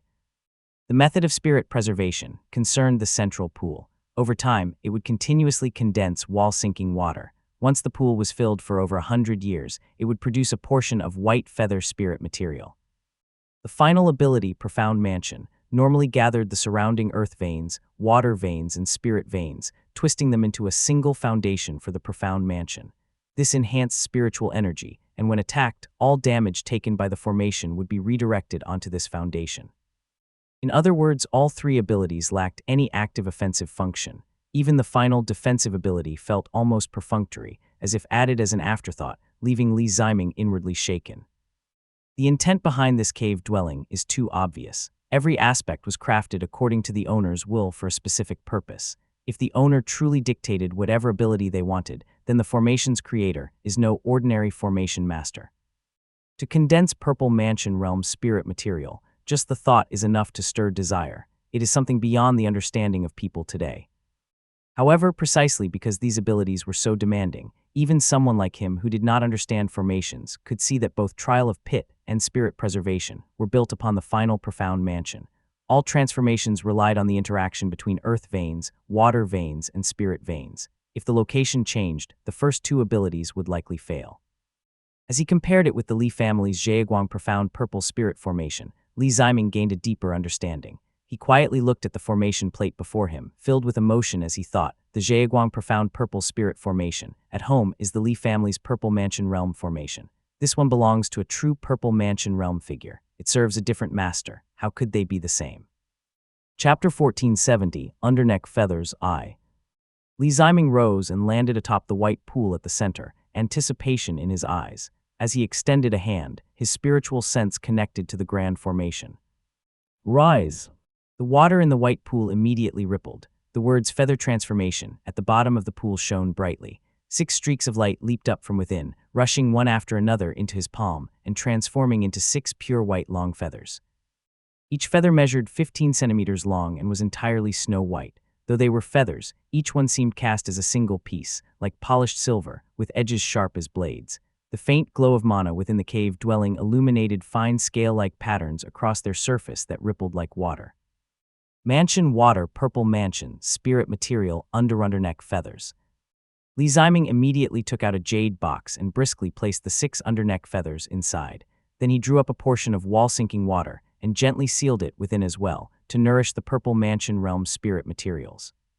Strangely enough, once the wall-sinking water left the pool, it turned clear and transparent. It illuminated the 6 feathers in the box, making them gleam even more brightly, the water shifting like a living thing. Now that he had the 6 underneck feathers in hand, Li Ziming felt greatly satisfied. Although he did not cultivate mansion water, these were still purple mansion realm spirit materials, and 6 of them was no small amount. Lowering his gaze, he calculated silently. 6 white feathers amount to 600 years, and the wall-sinking water in the pool accounts for 70%, which is 70 years. That makes a total of 670 years. 670 years ago, the Yu family fled south to Jiangnan, and the Azure Pond sect had only just been established. Yet there was already a cultivator of such profound mansion water attainment. He stepped past the pool and connected with the formation. Crisp, glass-like chimes rang out, and 6 ornate doors appeared on the smooth walls surrounding the main hall, each facing a different direction. They led to the other side halls. Li Ziming stepped inside. The first area was a corridor that opened into another space altogether. Sweeping it with his spiritual sense, he found 16 small chambers used for storing spirit items. Every place was spacious and tidy. The first room still bore traces of jars and bottles, while the rest were sealed shut, spotless, as if nothing had ever been placed inside or everything had been cleared out long ago. Li Ziming could only push open the first door. After checking through it, he took out 2 boxes of white partridge origin spring. This Foundation Establishment Realm Mansion water specialized in nurturing other items. Back then, it had been used to preserve Tinglin's heavenly origin essence. Now it was empty, clearly because whatever had been stored there had already been taken. The master of Zhentao residence does not seem to have had any disciples or descendants. He built 16 storage chambers for spirit items, used only one himself, and left none as cave dwellings for lower realm cultivators. But now that it has fallen into my hands, once we have enough people, we can renovate it and turn these 16 storage rooms into cave dwellings for the younger generation. He stepped out and moved to the side. A wave of heat rushed toward him. It was a refining workshop built of dark stone and black bricks. A furnace stood in the center, with all kinds of tools hanging around. Pitch-black mansion water flowed down in streams, running along the carved channels in the floor. Beside it was another small pool, clearly used for quenching. The wall-sinking water within differed from that in the main hall. It was clear and transparent, with a faint hint of blue. So it really is a mansion water-based refining method. This black liquid must be black calamity spirit water, used outside for cultivating spell arts, and stored in spirit bottles or dharma artifacts for combat. Li Ziming was not well versed in artifact refining, so he could not make much sense of it. He glanced around briefly, and finally spotted a dark, ink-colored long saber in the quenching pool nearby. Li Ziming only needed a single glance to understand, an artifact forged with ancient techniques, most likely a degraded spirit embryo. He put it away and began calculating the mansion water purple mansion realm cultivators in Jiangnan. After some thought, an idea quickly formed. Senior Chen Yin cultivates mansion water. Though his Dao lineage is no longer continued, there are no other mansion water purple mansion realm cultivators left. I must meet him. He soon moved on to the next area, which turned out to be the rear hall of the Zhentao residence master. Compared to the grandeur of the main hall, this place appeared simple. Though spacious, it was no more than a courtyard. The ground was mostly paved with plain, aged blue-green bricks, and the furnishings were ordinary. There was no bed, making it feel more like a study. Only a simple ink brush rested on the desk, laid over a sheet of paper. Li Ziming swept his gaze across it and saw elegant, flowing strokes. He muttered, "In the depths of winter, the weak lie dormant. When the marsh rises, it gathers form. This is the image of mansion water. With cold essence and valley water both complete, how could mansion water fail to be realized? Yet alas, the Yu seized the abyss, and the profound turtle lost its boundlessness. From then on, their natures could no longer align." The ink was pure black, without a trace of radiance. Yet the sheet of white paper, made of some unknown material, seemed like white jade after bearing these words, its curled edges emitting a faint glow. The desk was otherwise empty. Apart from the brush and paper, it contained only a jade slip. It bore no seals or locks and contained only a qi cultivation realm method. When Li Ziming probed it with his spiritual sense, it felt utterly familiar. The River One Qi technique, the path to forming the immortal foundation boundless ocean. Li Ziming quietly studied the writing. Then he took out a jade box, lifted the jade-like sheet, and placed it inside. He gazed at it for a long time as he thought, how could mansion water fail to be realized? Yet the Yu seized the abyss, and the profound turtle lost its boundlessness. From then on, their natures could no longer align. Boundless Ocean was the immortal foundation achieved by the Li family's first foundation establishment realm ancestor, Li Tongya. Not just Li Ziming, but every cultivator in the Li family could recite it by heart. Pit. Water boundless ocean, known in ancient times as the Jing Dragon King, this must be the boundlessness spoken of. So one of the manifestations of pit water is the Yu. The texts say, in the streams and ridges of Jiangnan, there are inch-long creatures that shoot water, striking a person's shadow with qi, killing without cure. It fits. Pit water was the water of winding streams. Li Ziming had long accepted this without question, but now, upon reconsideration, something felt off. He pondered, why change its name? How could pit water be known for boundlessness? There must have been a shift. Mansion water is the water of lakes and marshes. Now that they have withered, it corresponds to the loss of that boundlessness. I've never heard of clear suppression between pit water and mansion water. Only unified metal can harmonize the mansions. Yet pit water and converging water seem to have no method of reconciliation. A chill crept into his heart. Though his cultivation was not particularly high, he understood more than enough. Pit water took the boundlessness of mansion water, boundless ocean. With the domineering nature of the Dragon Clan, how could they tolerate another Dao lineage claiming such a title? If Senior Zio seeks to realize pit water, the Dragon Clan will surely become a problem. His gaze shifted slightly, but ultimately settled on the jade slip before him. The River One Qi technique, even if it has nothing to do with Lingyu Gate, it is still connected to the Chen family of Ning State, and Chen Yin cultivates mansion water. Though the two Chen families are not the same, the connection still lines up. This left him silent. The Zio family and the Chen family had long been entangled, with their ancestors linked in many ways. Everything seemed rooted in an old connection. He could already glimpse the many hardships awaiting Zio shooting on his path. Quietly, he left the hall and moved on to the next place. Of the remaining 3 side halls, one was completely empty. It contained a circular altar-like structure carved with water patterns, but it too was vacant. Li Ziming pondered briefly and guessed, there must have been a spirit tree planted here. The master of Zhen Tao residence likely took it with him before leaving. Chapter 1471, Underneck Feathers, II. The second last side hall was a scripture pavilion. Though it was lavishly decorated, the owner of the cave dwelling had clearly been rather perfunctory about it. The space was small, and the shelves were completely empty, not as if items had been removed, but as if nothing had ever been placed there at all. With nothing gained from these two, Li Ziming finally arrived before the profound door opposite the refining hall. Filled with expectation, he pushed it open. As expected, it was an alchemy hall.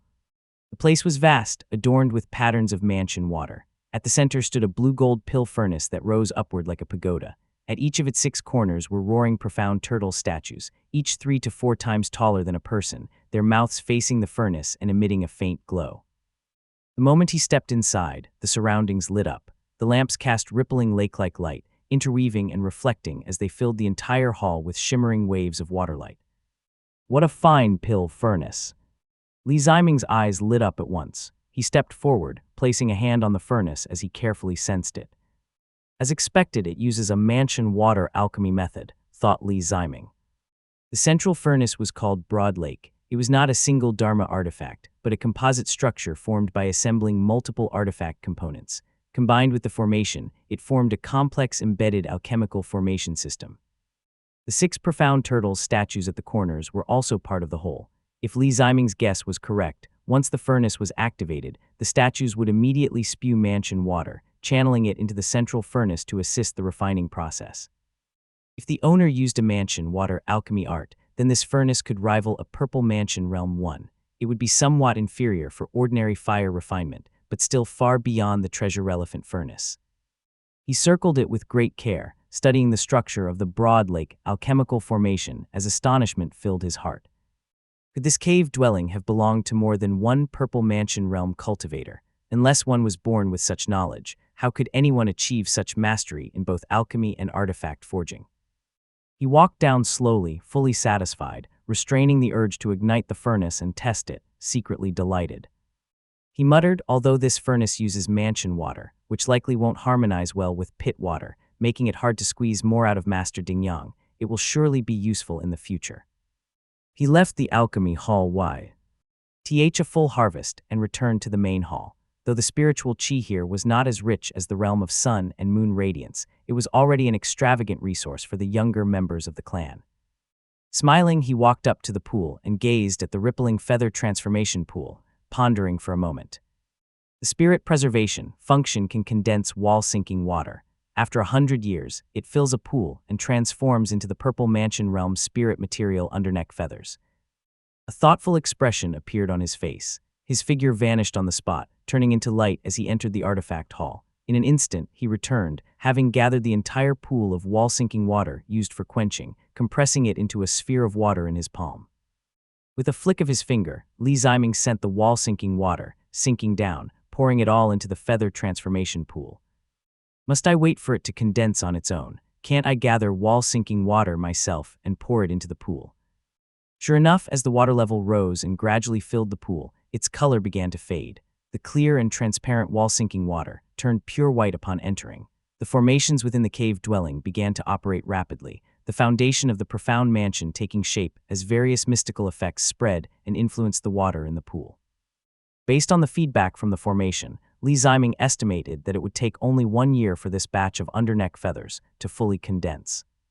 His face lit up with joy as he looked down at the pool beneath his feet. Filled with excitement, he said, "So this is how it's meant to be used. Otherwise, who could wait 100 years? How many hundreds of years does a Purple Mansion Realm cultivator even have? This is the real money tree, equivalent to a Purple Mansion Realm spirit tree, endlessly producing Purple Mansion Realm spirit materials. Even a Purple Mansion Realm spirit tree might not yield one every year. This is the true power of this function, its real use. It cannot be created out of nothing. One must gather a considerable amount of wall-sinking water. Over time, its price will surely rise. The key is to find a large and steady source, but turning low-grade spirit items into Purple Mansion Realm spirit materials is an incredible opportunity. As for wall-sinking water, I used to think it took up too much space in my storage pouch." After admiring it for a while, fully satisfied, he went over the entire cave dwelling once more. Only then did he finally leave. As the stone doors slowly closed behind him, he gazed at the words Zhen Tao residence and fell into thought. The connection with the Chen family of Ning State cannot be avoided. No matter what, we must station our people on Everstream Island.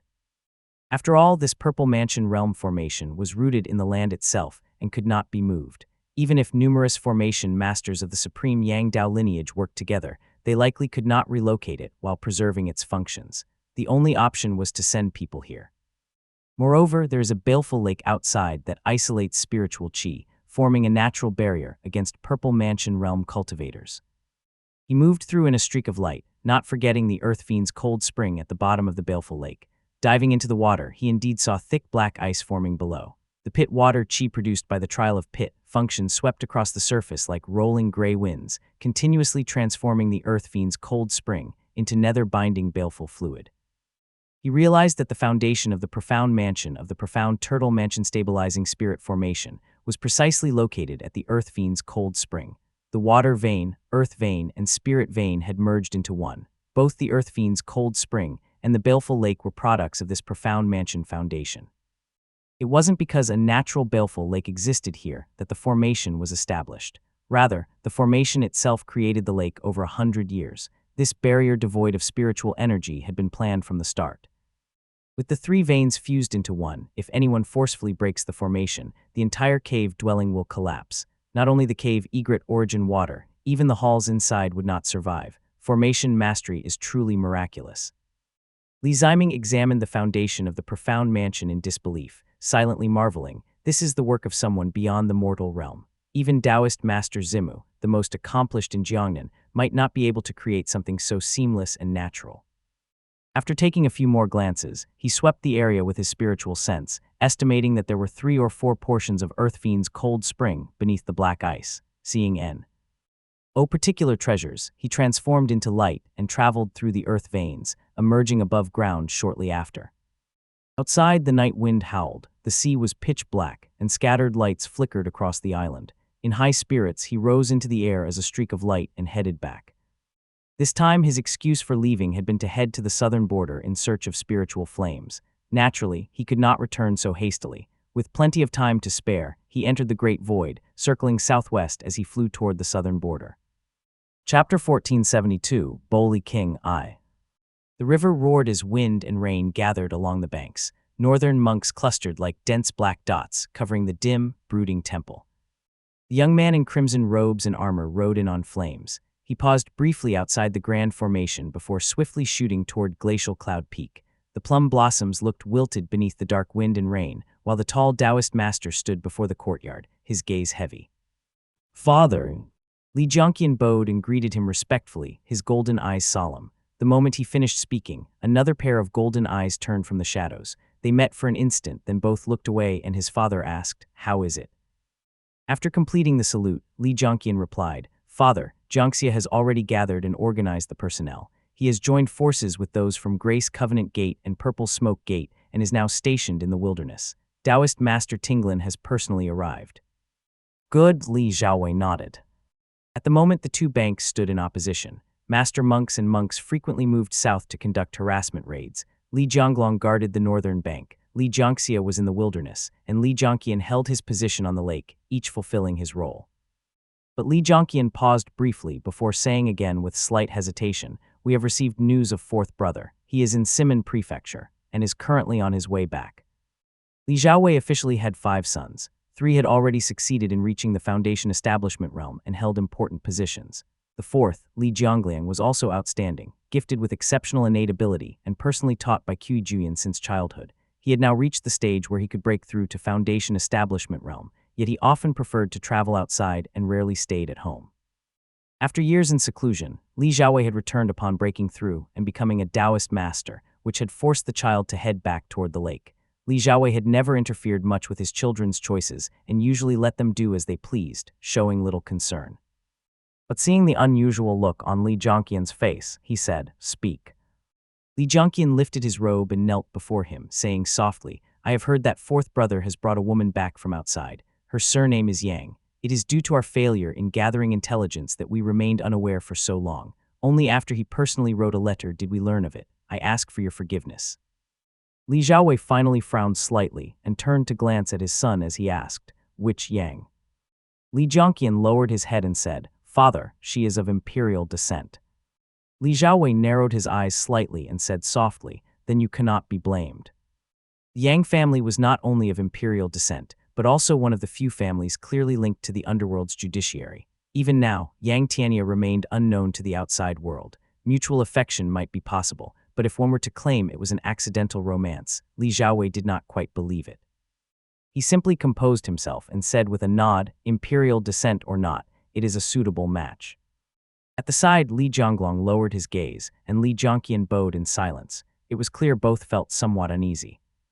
Li Chenghui, leaving home to cultivate, was, on the surface, under his father's protection and in pursuit of a longer path of cultivation. But from another angle, was it not also a weakening of the Li family's influence over the Yang family? Yang Xiao treated Li Zizhai very well, yet Li Zizhai had never intended to let the Yang family's influence enter Moongaze Lake. Many of his arrangements often served multiple purposes at once. Letting Li Chenghui leave the lake was indeed his own pursuit of the Tao, but it was not without such considerations. Li Zhuluo had already come under the partial command of the Azure Pond sect, and only after Li Jiangchen was born did things relax somewhat, allowing the idea of placing the child to serve at the lake. But now, with this act of acting first and reporting later, the Li family's upper ranks were naturally sensitive. Yet the status of the underworld's judiciary was far too lofty, even serving as a key reason why the northern forces had not crossed the river. The Li and Yang families had always been close, making it even harder to say anything. Li Xiaowei said softly, "The north presses aggressively after all. The Yang family means well. Such a marriage will only make the two families closer." Both Li Jiangqian and Li Jianglong smiled and agreed. Li Xiaowei put away the jade slip in his hand and began to ponder silently. Bright light heavenly surge, and arrayed palace's heavenly Yang escape, both align well with the heaven-venerating gate, arts. They lean somewhat toward quick gains and shortcuts, so their future potential is limited, but their cultivation speed is not slow. At least I have already grasped the basics of both. Both of these arts progressed as if naturally flowing to completion. Perhaps it was because he had practiced many secret techniques in the past, giving him a deeper understanding of bright Yang. For now, he simply set them aside. Idle contemplation wastes time. Since I have already grasped the basics, real combat will deepen my understanding. That will be enough. As he was thinking, Li Qiuan stepped forward holding a jade box. She bowed nearby, then presented it with both hands and said respectfully, "Taoist Master, the 3 types of spiritual qi have been collected." Li Xiaowei showed slight surprise and raised a brow as he muttered, "That was fast." For his future cultivation of arts, Li Xiaowei's attention had first turned to footwork techniques. The radiant Fire Dao's flame-stepping movement was indeed powerful, but it was not his first choice. After all, he was different from Li Ziming. Li Ziming had received the Valley Wind Leading Fire Talisman, granting him exceptional control over all kinds of flames, something few cultivators in the world could match. Naturally, cultivating the flame-stepping movement was much easier for him. But Li Xiaowei had received the illuminating sun and moon talisman. In the future, he would advance along the bright Yang Dao. The more bright Yang arts he cultivated, the greater the benefits he would gain as his Dao advanced. If he chose a radiant fire footwork technique instead, he would not be able to enjoy those benefits. Thus, he had carefully searched within the upper firmament pavilion of the realm of sun and moon radiance. After a long search for a suitable bright Yang footwork technique, he found most of them unsatisfactory. Yet in the process, he came across the 5th grade pure essence art, the profound vast art. This art elevated pure essence. When uninjured, it could be stored within the great void. When wounded, it used pure essence to heal. Even in death, one could empower one's Shenyang mansion with pure essence to escape. This immediately delighted Li Xiaowei. It was not the life-saving aspect that interested him, but the method of healing through pure essence. His Dharma body was exceptional, but once injured, recovery was far more difficult. Although illuminating sun and moon allowed his life essence to reside within a domain, letting his Dharma body avoid many fatal injuries, healing remained troublesome. It was nothing like Li Ziming, who could recover in less than half a year with a single pill. The profound vast art elevated pure essence and was a rare healing method that did not conflict with other Dao lineages. Thus, he set aside the footwork technique without hesitation and chose to cultivate the profound vast art first. Pure essence arts usually had few harsh requirements, and this one was no exception. It included several qi gathering methods requiring 3 types of qi: minor pure spiritual qi, minor heaven pure qi, and profound permitted pure qi, each needing only a portion. These were precisely the 3 types of spiritual qi that Li Qiuan had delivered. These 3 types of pure qi were not difficult to gather, yet only minor pure spiritual qi was widely known. The others were unheard of. If it had been collected from scratch, it would normally take years. Hearing him ask, Li Qiuan quickly replied, "The other 2 are much the same as minor pure spiritual qi. They share the same origin, and with the qi gathering methods already in hand, I used the transformative properties of immortal foundation materials and exchanged a few extra portions of minor pure spiritual qi to obtain them ahead of time."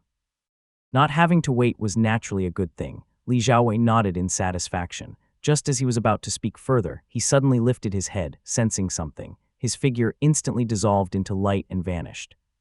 The people at either side exchanged glances, and all looked up at the sky. Someone has crossed the river. Chapter 1473, Boli King, II. With a single step, Li Xiaowei arrived in the great void. Surging radiant light and white qi flowed from him, taking the shape of killing beasts that circled around him, though he held no weapon. He stood with hands behind his back, his voice like thunder, which fellow Taoist comes to visit. Flames grew from a point within the great void. True fire blazed fiercely, like a waterfall coming down to form a river, spreading through the void and forming a domain of fire. Within it appeared a middle-aged man. He looked to be in his middle years and was dressed in elaborate attire. His upper garment was snow-white with a bright red robe hem, a black cloak draped over his shoulders. He was broad, imposing, and strikingly handsome, with a high nose bridge, fine beard, and thick brows. Within his imposing eyes, true fire surged and flowed. Even from afar, his gaze heated the great void, as though one stood within flames. True fire burned brightly, reflected within the void. The golden-eyed man said quietly, tinged with doubt, "So it is Boli King." This man was none other than Gao Fu, Boli King of the Gao family. A mid-stage purple mansion realm cultivator with 3 true fire divine abilities, he had been traveling south, persuading various families to surrender. He was widely renowned and immensely powerful, a famous northern king. Long ago, he had earned a reputation for slaying demons at Ying Lake and bringing order to the Qi lands. During the conflict between North and South, when the balance of power was uneven, he had been invited to stand guard. Even Taoist Master Qiushui and Taoist Master Yunxiu would give him due respect. Li Xiaowei immediately recognized him from the true fire and his distinctive beard and brows. Boli King has crossed the river. The Gao family had not played a negative role in this matter, yet crossing the river like this still invited suspicion. Li Xiaowei could only nod slightly and said aloud, "I did not know Boli King would arrive. I have failed to welcome you properly." Yet the king who commanded true fire remained motionless within the flames, like a statue. True fire burned within his eyes, yet he gazed at Li Xiaowei in silence, even with a hint of confusion. A full breath passed before the famed, majestic king with the fine beard finally spoke. His expression was extremely complex. Though his voice was strong and resonant, it carried a trace of hoarseness. "This humble king greets the young master." He did not address him as Taoist master, did not ask for his Tao title, nor did he call him the Lord of the Lake or head of the Li family. After several hesitations, he chose instead the title Young Master. Li Xiaowei was slightly surprised and did not know how to respond. Li Xiaowei was not unaware of the Gao family's origins. Their original surname had been Shilu, bestowed upon them by the Wei Emperor, from which they rose to prominence. In their early years, the Gao family had always upheld the Wei orthodox line, and the lands of Qi lay directly north of Ning State at the time. The two sides had supported each other to survive. Even during the chaotic end of the Liang era, up until the fall of the Yan king, Murong Dichang, the Gao family still upheld the banner of honoring Wei. This had caused the various families who had entered the past to ridicule them, and there were even voices within the family calling for a return to their original surname, Shilu. Back in the Great Ning Palace, some had even openly called the Gao family nothing more than Shilu dogs and horses. Li Xiaowei had not expected that the current bully king would still show him this measure of goodwill, so he could only reply, "May I ask what brings the great king here?" Most of the Hu people had deep-set eyes. Gao Fu's true fire-filled gaze seemed especially profound. He had already calmed considerably and said softly, "This visit is not for official matters. I have come with a personal matter to ask about." Li Xiaowei remained slightly wary. "Please, go ahead." Gao Fu sighed. "I have an aunt surnamed Gao named Zijiang. She cared for me greatly since childhood, yet she wished to travel the world and often wandered across various lands. In earlier years she was in Jiangbei and later she went to Jiangnan. Now that her lifespan has ended, I have come to bring her back. Whether it be returning her remains or only her clothing and bones, I will bury her in Ying Mound. Unfortunately, we no longer know the paths beyond Jiangnan. She also used a Dao title while traveling, so I have come specifically to ask here at the lake, hoping you might help me search for her." Li Xiaowei found it strange and raised his head. He replied, "I see. May I ask what Dao title your elder used? I will search on your behalf." Gao Fu's eyes, reflecting true fire, looked over. At last he met Li Xiaowei's gaze directly, his voice calm. "Her Dao title is Master Jianghu." At these words, Li Xiaowei froze for a moment, meeting his gaze as his expression shifted several times. The name Master Jianghu might be unfamiliar to Li Ziming, but Li Xiaowei recalled immediately why who it was, back when the Miffin sect confronted Moongaze Lake and launched repeated incursions, until Li Ziming broke through to Purple Mansion realm. Some of the weaker and injured cultivators from Floating Cloud Cave had been captured and brought over. This had included a certain Master Jianghu. At the time, Li Ziming noticed she was from Zhao State and found it somewhat unusual. Seeing the pure qi surrounding her, he allowed her to cultivate in the wilderness around the lake. But meeting Gao Fu's meaningful gaze, Li Xiaowei suddenly understood in his heart, the Gao family still harbors loyalty to Wei State. This old cultivator likely came south to observe the bloodline of Wei's Li. Perhaps she did not dare to stand openly with the lake, so she chose the opposite path, residing at Floating Cloud Cave to watch how things would unfold. Yet Li Xiaowei still had his doubts. Putting on a look of surprise, he asked, "So Master Jianghu is actually a senior of the Gao family. To have remained silent all these years, my family has truly been discourteous. However, I have been in seclusion for the past few years attempting a breakthrough and have only just returned. I am not familiar with the situation of the rogue cultivators in the wilderness, but I will inquire for you at once." Gao Fu's eyes held a faint smile as he nodded lightly. His soft voice drifted quietly into Li Xiaowei's ears through divine ability, soft and distant. "At her age, the old one holds death in mind in all things. How would she dare otherwise?" The intent behind his words was obvious, perhaps too obvious. It could only be conveyed privately through divine ability. Li Xiaowei fell silent for a moment, then shook his head. "Please wait a moment, great king." He turned silently and sent someone to fetch her, while thoughts flickered rapidly through his mind. Master Jianghu has been in the wilderness all these years. Do the other families know? They likely do not. Gao Fu came personally. Could it really be just to retrieve an elder? When he appeared in the great void by the lake, did Tinglin notice? No matter how he considered it, the man before him had already withdrawn his protective divine ability and seemed far more approachable, yet his eyes still regarded him with a heavy seriousness. Li Xiaowei replayed his words in his mind, and a chill suddenly rose within him. Master Jianghu's joining Floating Cloud Cave was likely of her own will, but who arranged for her to end up in the hands of the Taoist master back then? She was already frail and worn by age. If she had been killed by my people at that time, how would Gao Fu have responded? Would he still have come here in such a calm and courteous manner? His golden eyes flickered slightly as his thoughts sank deeper and deeper. The bully king before me may have already seen through everything. Someone wants discord between Gao and Li, and he has no choice but to endure it. And what of my family? At such a sensitive time, the Gao family comes seeking the remains of an elder. Even the supreme Yang Dao lineage would find nothing to smile about. Chapter 1474, Fuxun I. Master Jianghu's original intent should have been good, otherwise she would not have held firm in silence all these years. Gao Fu must truly owe her some past favor as well. As a lord of his standing, there would be no need for him to quietly show goodwill toward me, a descendant of the Wei's Li line, at such a sensitive moment. There must be some helplessness behind it, but there is certainly someone in the north pushing things along with the tide. Li Xiaowei waited quietly, his thoughts gradually settling, but Tinglin and Hufu are no fools. Perhaps it would have worked 100 years ago, but after Qiuqi's death forced them to put away their lofty airs, trying to deal with things using the same old methods now will not be easy. Sure enough, after a short wait, the great void rippled. Purple light cascaded down, revealing a woman in purple robes. Her features were delicate, with fine brows and graceful eyes. She gave a slight bow and spoke gently, "My respects, Boli King." Her manner was deeply respectful. The king before her gave a slight nod and replied, "So it is Shuxiu. Congratulations on achieving divine ability. Since you left Qi, several of the old masters of the formation Dao there still speak fondly of you. When news of you reached them in recent years, they were all delighted. Word even made its way to my royal palace." Li Xiaowei suddenly understood. Taoist Master Tinglin was also originally from Qi State. She was personally taken in as a disciple by Taoist Master Zaipai. From the sound of things, she has known Boli King for a long time, and unlike the cultivators of the supreme Yang Dao lineage, she might even share a ruler and subject relationship with Gao Fu. Taoist Master Tinglin blinked lightly and said softly, "You have treated me generously. Shuxiu has always been grateful. Hearing that your carriage crossed the river today, I came specially to receive you. If I have overstepped, I ask your forgiveness."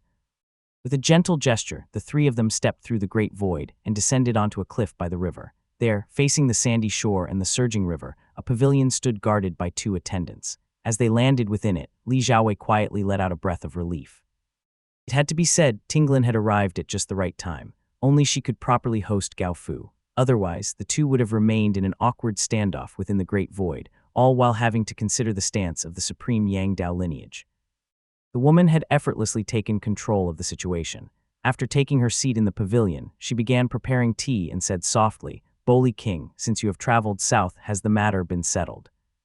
Broad and imposing Gao Fu sat down in the pavilion with an air of authority. Stroking his beard, he said, "More or less, the Hui River Circuit had been established by Emperor Zhao Zhewu in the past. For all these years, it has existed in name only, governing merely one or two commanderies. After the Duke of Su State died suddenly, the capital already had intentions of conquest, yet it dragged on for so many years. Now Chengyan Gate, the capital Immortal Dao, and Xuanmiao Temple have all pledged themselves to Zhao Xiu and been reorganized into the Hui River Dao lineage. Fortunately, it was resolved with little difficulty and few casualties."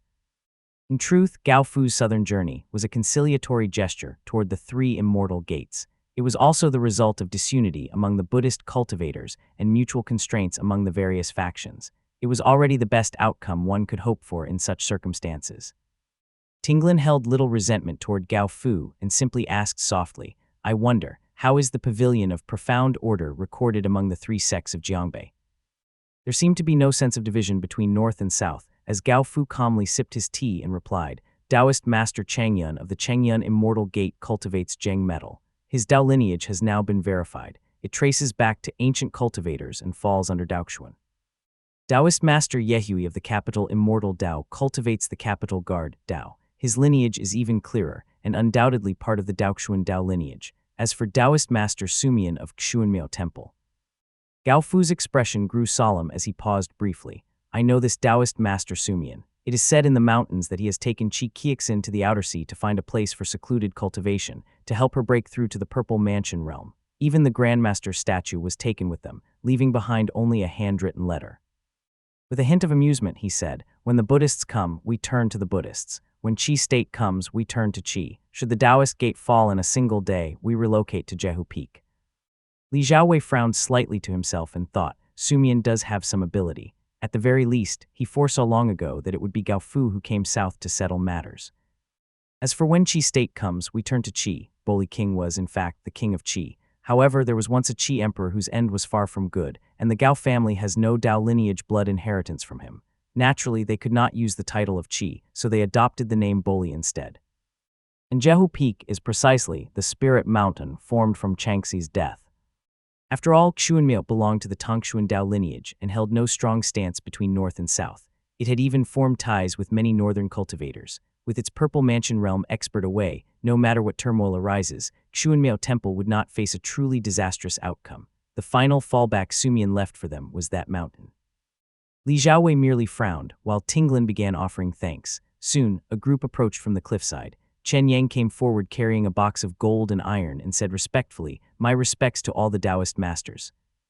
Uncertain of Boli King's attitude, the Li family did not send any direct descendants, only allowing Chen Yang to step forward and present the box respectfully. Master Zhang, who passed away a few days ago. Before her death, she exhausted her cultivation, drawing 7 talismans in succession. Her cultivation and blood essence were spent completely, and no significant phenomenon appeared. Everything she left is now inside this box. Li Xiaowei took the box from his hands. In that brief moment of contact, his spiritual sense swept over it before he passed it along to Gao Fu. Boli King accepted the golden box and opened it gently. Inside were 7 golden talismans and a small letter. Golden Armor Profound Art Talismans. Lei Zhou. Yue already knew what was inside and was not surprised. Though the Golden Armor Profound Art Talismans were Foundation Establishment Realm talismans, they were rather unremarkable. They could merely form a suit of mana armor to defend against enemy spell arts. Gao Fu's pupils, however, widened. He fell silent, his throat tight, and put the items away. His commanding eyes closed and remained shut for a long time. When he finally opened them to read the letter, it contained only 8 words: "Jiangnan is peaceful. I was fortunate to die well." She did not mention the Gao family at all, only emphasizing that she had died a good death. Boli King closed his eyes as he accepted it and gave a slight bow. "My thanks, young master."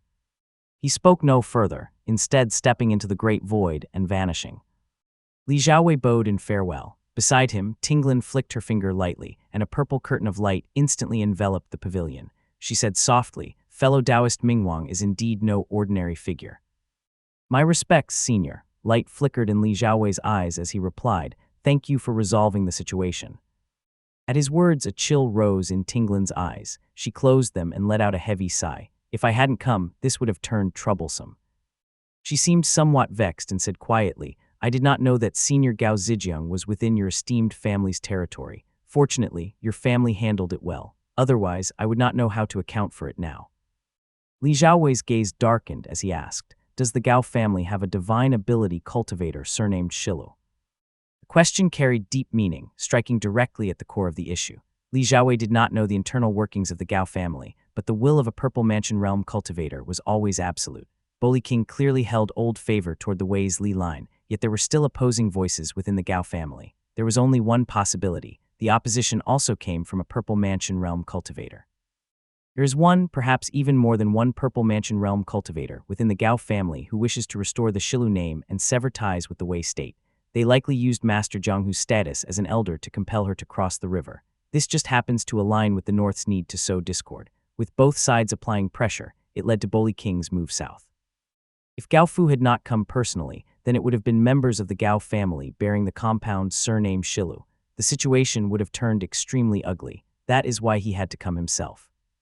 Tinglin studied him for a moment before replying. Indeed, Shilu Wei and Shilu Ying are both figures of the Gao family.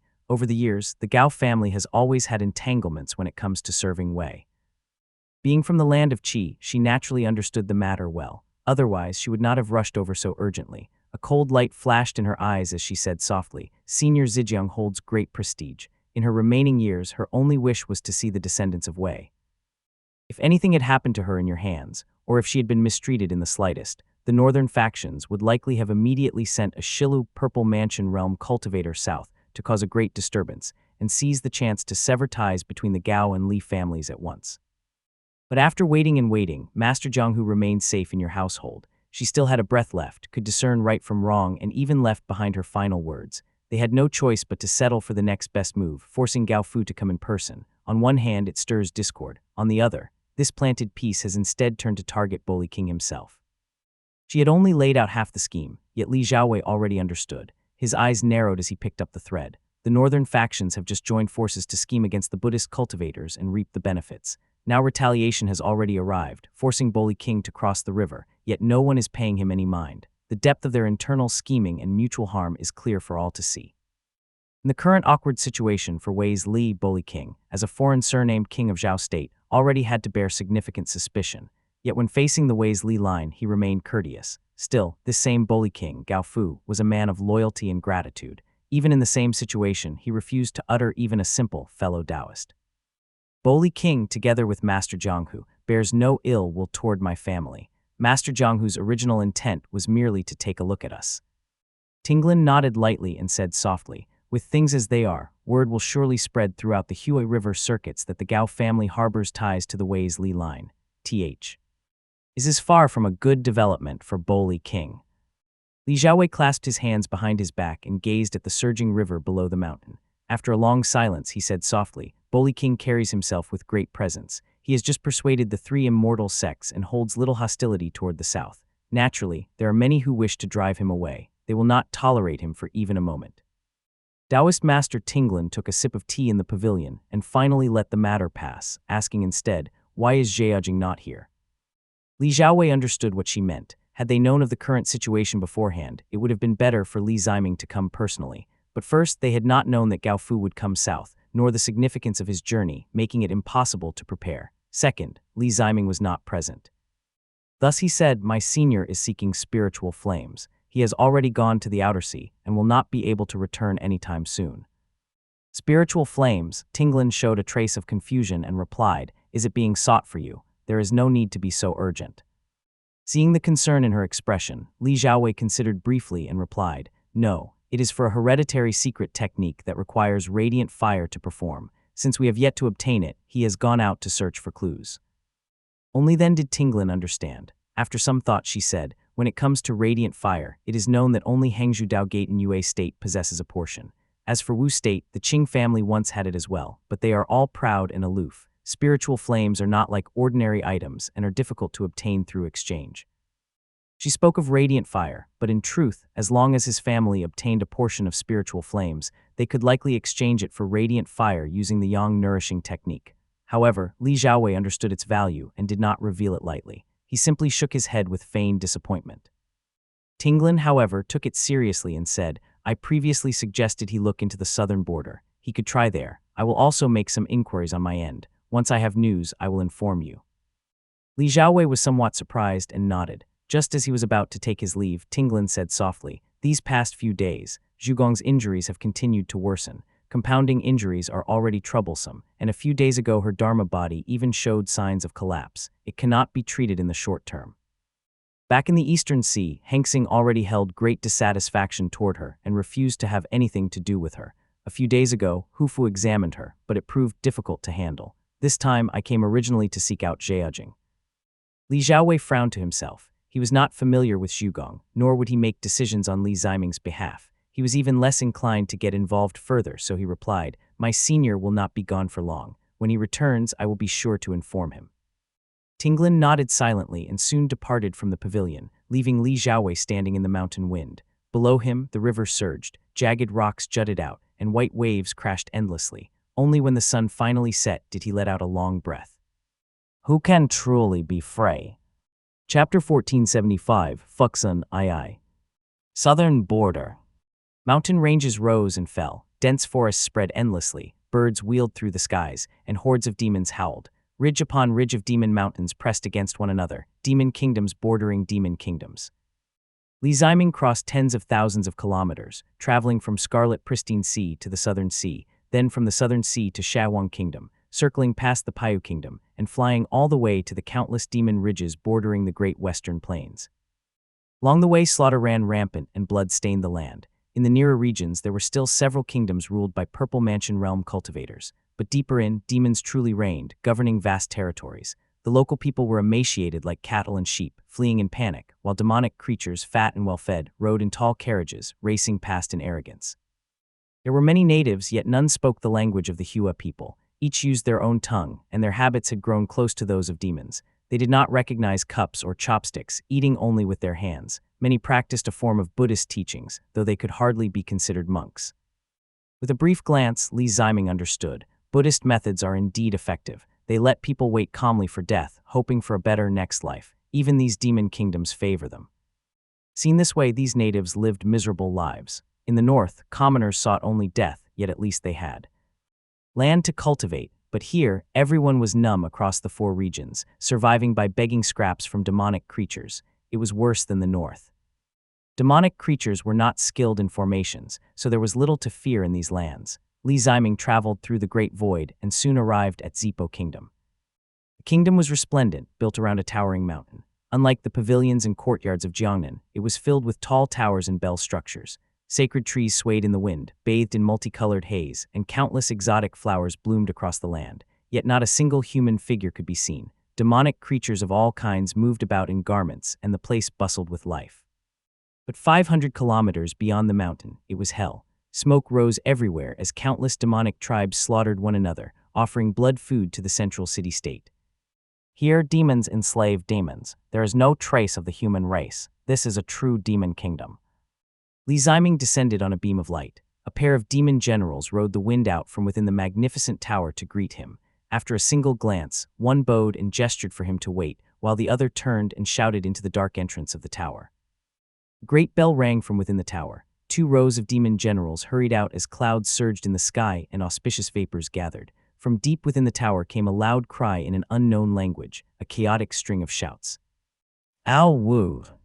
Auspicious chi surged and golden light blazed. A man with whitened red pupils, his appearance both sinister and strikingly handsome, flew from the tower. He wore white bone armor and blood-red silk, giving off a terrifying aura. A pair of golden wings spread behind him as he stepped upon rising golden clouds, his gaze fixed on Li Ziming. The demonic chi around him was immense and suffused with auspicious radiance. He held a gleaming long blade. Though only at the early purple mansion realm, divine ability flowed through his eyes. Standing upon auspicious clouds, he gave off an intensely dangerous presence. This demon was none other than the great Saha King of the Zipo Kingdom. To carve out a path in the depths of the southern border and establish a demon kingdom, none of these figures are weak. This is entirely different from the Eastern Sea and Southern Sea, where the Dragon Clan stands at the top. This one is not only of noble lineage, but likely formidable in combat as well. Li Ziming glanced at him, assessing his Dharma body, then cupped his hands slightly and said, I am Zheajing from Moongaze Lake. The demonic creature was momentarily stunned, then was suddenly enlightened. When he spoke, it was in proper official speech, even carrying a Jiangnan accent, so it is a fellow Taoist, please.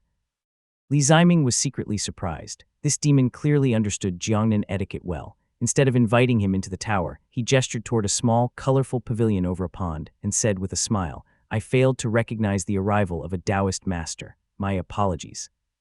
He turned in place, transforming into a white-robed scholar. Yet his sinister, handsome features remained, his pupils still red and white. Rather than a scholar, he looked more like a demonic advisor capable of bringing ruin to nations. He invited Li Ziming to sit and said with a smile, I am Fuxun, Lord of the Zipo Kingdom. That tiger demon claimed to have a real master behind him, and indeed it was true. Today I finally meet you in person. My divine ability must be shining bright, for fortune has followed me here. Still, I must thank you for making the trip to this remote place. The other cultivated auspicious essence, so attributing this to divine ability was not unreasonable. Li Ziming had not expected Fuxun to speak so well. The Jiangnan accent even sounded somewhat familiar, so he replied, Your Jiangnan speech is quite refined, great king. It feels very familiar. Fuxun shook his head with a smile. A friend of mine is from Jiangnan. He recently came to assist me with some matters and taught me a bit of the Jiangnan tongue along the way. Oh, Li Ziming's interest was immediately piqued, but Fuxun cut him off first with a smile. Since you have come, why not state your purpose? Between them, there was naturally only talk of interests. Li Ziming did not stand on ceremony and said seriously, Please reveal the outline of your alchemy art. Let me examine it carefully. Only if I am certain the pill can be refined will there be reason for us to continue this discussion. Very well. The scholar-like demon gave a laugh and produced a wooden slip from his sleeve. Before Li Ziming even took it, he was already somewhat surprised and asked, soul-tuning mulberry wood.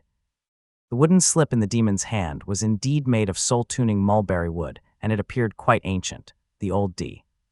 Iman was not surprised at the question. Holding the slip, he smiled and said, I hear that Yue State is the domain of the supreme Yang Dao lineage. I wonder, where do you rank in alchemy? Li Ziming raised a brow. If one were to speak frankly, among the alchemists of Jiangnan, he was only uncertain about Zhao Shooting and Hengxing. Everyone else was either beneath him or long left behind. Still, he said modestly, setting aside the very top, I would place myself third. Fuxun's eyes lit up, though he felt Li Ziming was capable of more. He said, Please. Li Ziming's spiritual sense stirred. As expected, the latter half of the wooden slip was sealed. He read it carefully, lowering his gaze without speaking. Aspiration, ascension, profound pill. He had never seen this method of refining a pill. It was clearly extremely ancient. It was a method for achieving a profound pill. It did not seek to produce as many pills as possible from a single batch, but instead aimed to condense all the medicinal potency into one, embracing the concept of unity. If successful, it produced a single pill. If it failed, nothing remained at all. Modern alchemy had already reached extraordinary heights. For cultivators like Li Ziming, 6 or more pills per batch was common. Even in poor conditions, 1 or 2 could still be produced. There had never been a case where nothing remained at all. The main ingredient of this pill was even more unusual. It required the heart of a Purple Mansion Realm Profound Vault Golden-Winged Bat, combined with a Purple Mansion Realm Auspicious Essence spirit item known as Undeclining Golden Cloud. The difficulty was even higher than Tinglin's Heavenly Quintessence-expelling pill from back then. Li Ziming examined the ingredients, hesitant to speak. He thought, this demonic creature, what a deep foundation. Seeing his expression, Fuxun grew somewhat anxious. He clearly understood how demanding the requirements were. Li Ziming shook his head and said, "This pill of yours truly puts one in an awkward position." The Profound Vault Golden-Winged Bat had long gone extinct. Even in ancient times, it was a noble Purple Mansion Realm lineage, second only to the Dragon Clan. It was on the same level as the surging radiant Noonfair Yang Luan, Wupian that Li Xiaowei once encountered. Refining this pill was essentially equivalent to tearing out Wupian's heart and combining it with the Undeclining Golden Cloud, which could withstand inferior water and discern good from evil. In other words, if the refinement failed, it would not merely consume some spirit materials. It would mean wasting 2 extraordinary Purple Mansion spirit items. Even for Li Ziming, if someone squandered such treasures, he would cough up blood in anger on the spot. Fuxun looked embarrassed. He too could not afford such a loss and dared not make any guarantees. He could only sigh silently. No wonder no one has been willing to refine this for him all this time. Li Ziming cursed inwardly. After some estimation, he hesitated slightly. It is not impossible. If I can borrow Ziyuqi's spirit furnace, it might succeed, but the probability is only 70 to 80%. But in truth, the matter was too troublesome. He decided to first see what was being offered and said, "I have come to the southern border for a reason. I require a Purple Mansion Realm spiritual flame." Understanding how precious spiritual flames were, he quickly added, "Even a clue would suffice." Fuxun's red and white pupils landed on him. One hand rested on the table while the other tapped the armrest, as if weighing his sincerity.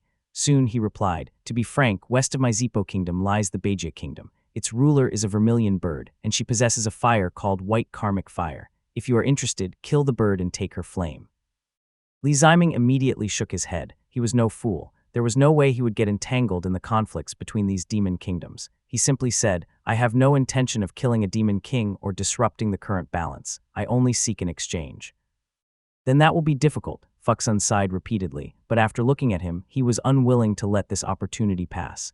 Gritting his teeth, he said, "Give me a clear answer. If you take action, what are your chances of success?" Chapter 1476, Yuanbian I.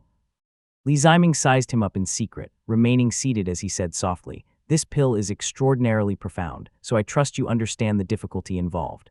I have some friends in Jiangnan who possess a Purple Mansion Realm spirit furnace. If I call in a favor to borrow it, the chances of success should be at least 70%. The Demon King laughed aloud and rose to his feet, his face lighting up with delight as he said loudly, "If you can guarantee 70%, then this deal is well worth making." Seeing his eagerness, as if ready to all in, Li Ziming knew this was no small matter. If the refinement failed, he would provoke a noble lineage for no reason. Not wanting unnecessary trouble, he considered it carefully before offering a word of caution. "You should still proceed with caution. It uses such valuable spirit items, after all. If anything goes wrong, the loss would be no small matter." Fuxun turned his red and white mottled eyes toward him, his lips moving slightly as he said quietly, "Let me be frank with you. I still hold some standing in this region. Near the Zipo kingdom, there is a demon den whose master is a close friend of mine. His Dao title is Qingyan, and he cultivates the Dao of Azure Manifestation." Oh! Li Ziming was instantly intrigued. Azure Manifestation seemed distant, yet also close at hand. His neighbors, the Yuan family, cultivated this very Dao and were renowned for it in Jiangnan, yet they had long been unable to break through to the Purple Mansion realm, leaving their once glorious Dao lineage somewhat diminished. He had not expected to encounter this Dao in such a remote demon kingdom. With a faint smile, Li Ziming nodded, already understanding Fuxun's intent as he asked, "Could it be blessing arts?" The great Saha king nodded proudly, lifting his chin as he replied, "You truly are a cultivator from Jiangnan, well-traveled and knowledgeable. The Azure Manifestation Dao is scarcely known across the entire southern border." Li Ziming pondered for a moment before offering a reminder. "Although traces of blessing arts still remain in Jiangnan, I have rarely heard of them aiding alchemy. It would be best to verify it beforehand." Naturally, Fuxun replied seriously. "Among the so-called 3 shamans and 2 blessings, the latter 2 are Hengzhu and Azure Manifestation. My brother is also of noble lineage and not lacking in cultivation. Besides, do not forget about me." He smiled faintly, his red and white eyes flickering with an even more uncanny glow. "I cultivate auspicious essence. I possess a divine ability that senses fortune and misfortune, enhancing luck itself. With the 3 of us working together, if this pill still fails, then no other method is likely to succeed." "That does sound promising," muttered Li Ziming. Since the other party possessed an auspicious essence divine ability and could converse smoothly with him, it suggested there was nothing abnormal about it. The matter itself seemed beneficial, so Li Ziming relaxed slightly and looked at Fuxun as he said softly, "In that case, I will need to borrow the spirit furnace. As for your spiritual flames." Only then did Fuxun perk up. Stroking his chin as he pondered for a long while, he finally replied, "Honestly, the simplest way is to seize it. There is someone at Victory Whitehall on the Western Sky Plateau who cultivates lesser yang. He can refine pills and definitely possesses spiritual flames, and quite powerful ones at that, called the Upper Palace Ministerial Fire." Li Ziming simply declined and said, "There is no need to consider lesser yang fires. The spiritual flames I seek must at least belong to fire virtue and not be of merging fire." He did not want to use force unless absolutely necessary, but the other party clearly intended to draw him into opposition with Victory Whitehall. Li Ziming had no intention of that, so he hardened his tone and pressed him. Seeing the scope narrowed, Fuxun mulled it over again and again before finally settling on a target, saying in a low voice, "Head south from here, toward the northern reaches of the southern sea. There lies a great nation of the southern border, its capital on a southern island called Zhuluo Kingdom. Its former ruler perished long ago, his body transforming into spiritual flames that were divided among various factions. Only a newly advanced Purple Mansion realm ruler remains. I suspect he still holds some spiritual flames." Li Ziming saw through his intent at a glance. Recognizing the man's cunning, he frowned and said, "Either you obtain the spiritual flames yourself, or we negotiate in exchange together. Do not act under my name to threaten him and stir up enmity." Naturally, Fuxun cupped his hands, his tone even carrying a hint of ingratiation as he said, "After all, you still need to refine pills. How could I tamper with such a matter? I only mean that he is currently struggling and in a difficult situation. You can provide some pills from your side, and I will offer him certain terms and protection for a number of years." The demonic creature let out a sly chuckle, his tone carrying a sinister edge. "He is already in a difficult position and cannot afford to offend me. With a mix of pressure and inducement, there is a high chance he will agree." Very well, whether those promises could be fulfilled did not concern Li Ziming, as long as he provided the pills and kept himself removed from the entanglement. And it would suffice. He added a reminder, "If you are going to negotiate with him, I will go along." Fuxun agreed, glancing at him quietly before replying, "However, he cultivates radiant fire. Can you refine such pills?" "That is no issue." Although Li Ziming did not possess a pill formula for radiant fire, his alchemical skill and the heavens will single intent method ensured he could satisfy even these remote demon kings. He continued, "Go ahead and ask him. If he has no urgent pills to refine, have him tell me what he needs. I will refine them for him, and the yield will not disappoint." At this point, Li Ziming paused slightly and smiled. "As for the materials required for pill refining, that will depend on your discretion." In truth, Li Ziming already had a radiant fire, Purple Mansion realm ingredient on hand, gifted to him by Ningguan at Moongaze Lake years ago, known as the Surging Radiant Treasure Leaf, which was sufficient for this pill. But at his current standing, he already held the initiative, so naturally he intended for Fuxun to provide the materials. The great Saha King pondered briefly, looking somewhat helpless as he shook his head. "I will not hide this from you. A few years ago, I used up all the spirit materials I had accumulated over the years to obtain the undeclining golden cloud. Otherwise, I would not be constantly thinking of fighting and seizing things, but these materials should rightfully be my responsibility. We will see what he asks for." Seeing that he seemed quite sincere, Li Ziming nodded in agreement. Already somewhat impatient, he asked, "When shall we go meet that demon king?" "There is no rush," Fuxun chuckled softly. I mentioned earlier a friend from Jiangnan whose Dao title is Yuanbian. He has been in seclusion at sea and only emerged last year. I will invite him to join us, to bolster our presence and give that Zhiluo ruler something to fear." Li Ziming nodded and simply stayed in the courtyard to discuss the Dao with him. The great Saha king truly had some depth, and auspicious essence was something rarely seen in the world, allowing Li Ziming to gain quite a bit.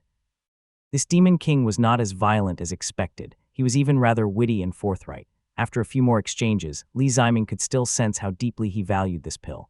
Fuxun held his teacup, visibly restless, so Li Ziming said, "Spirit items are indeed precious, but this pill formula is rather extreme. Have you considered another approach?"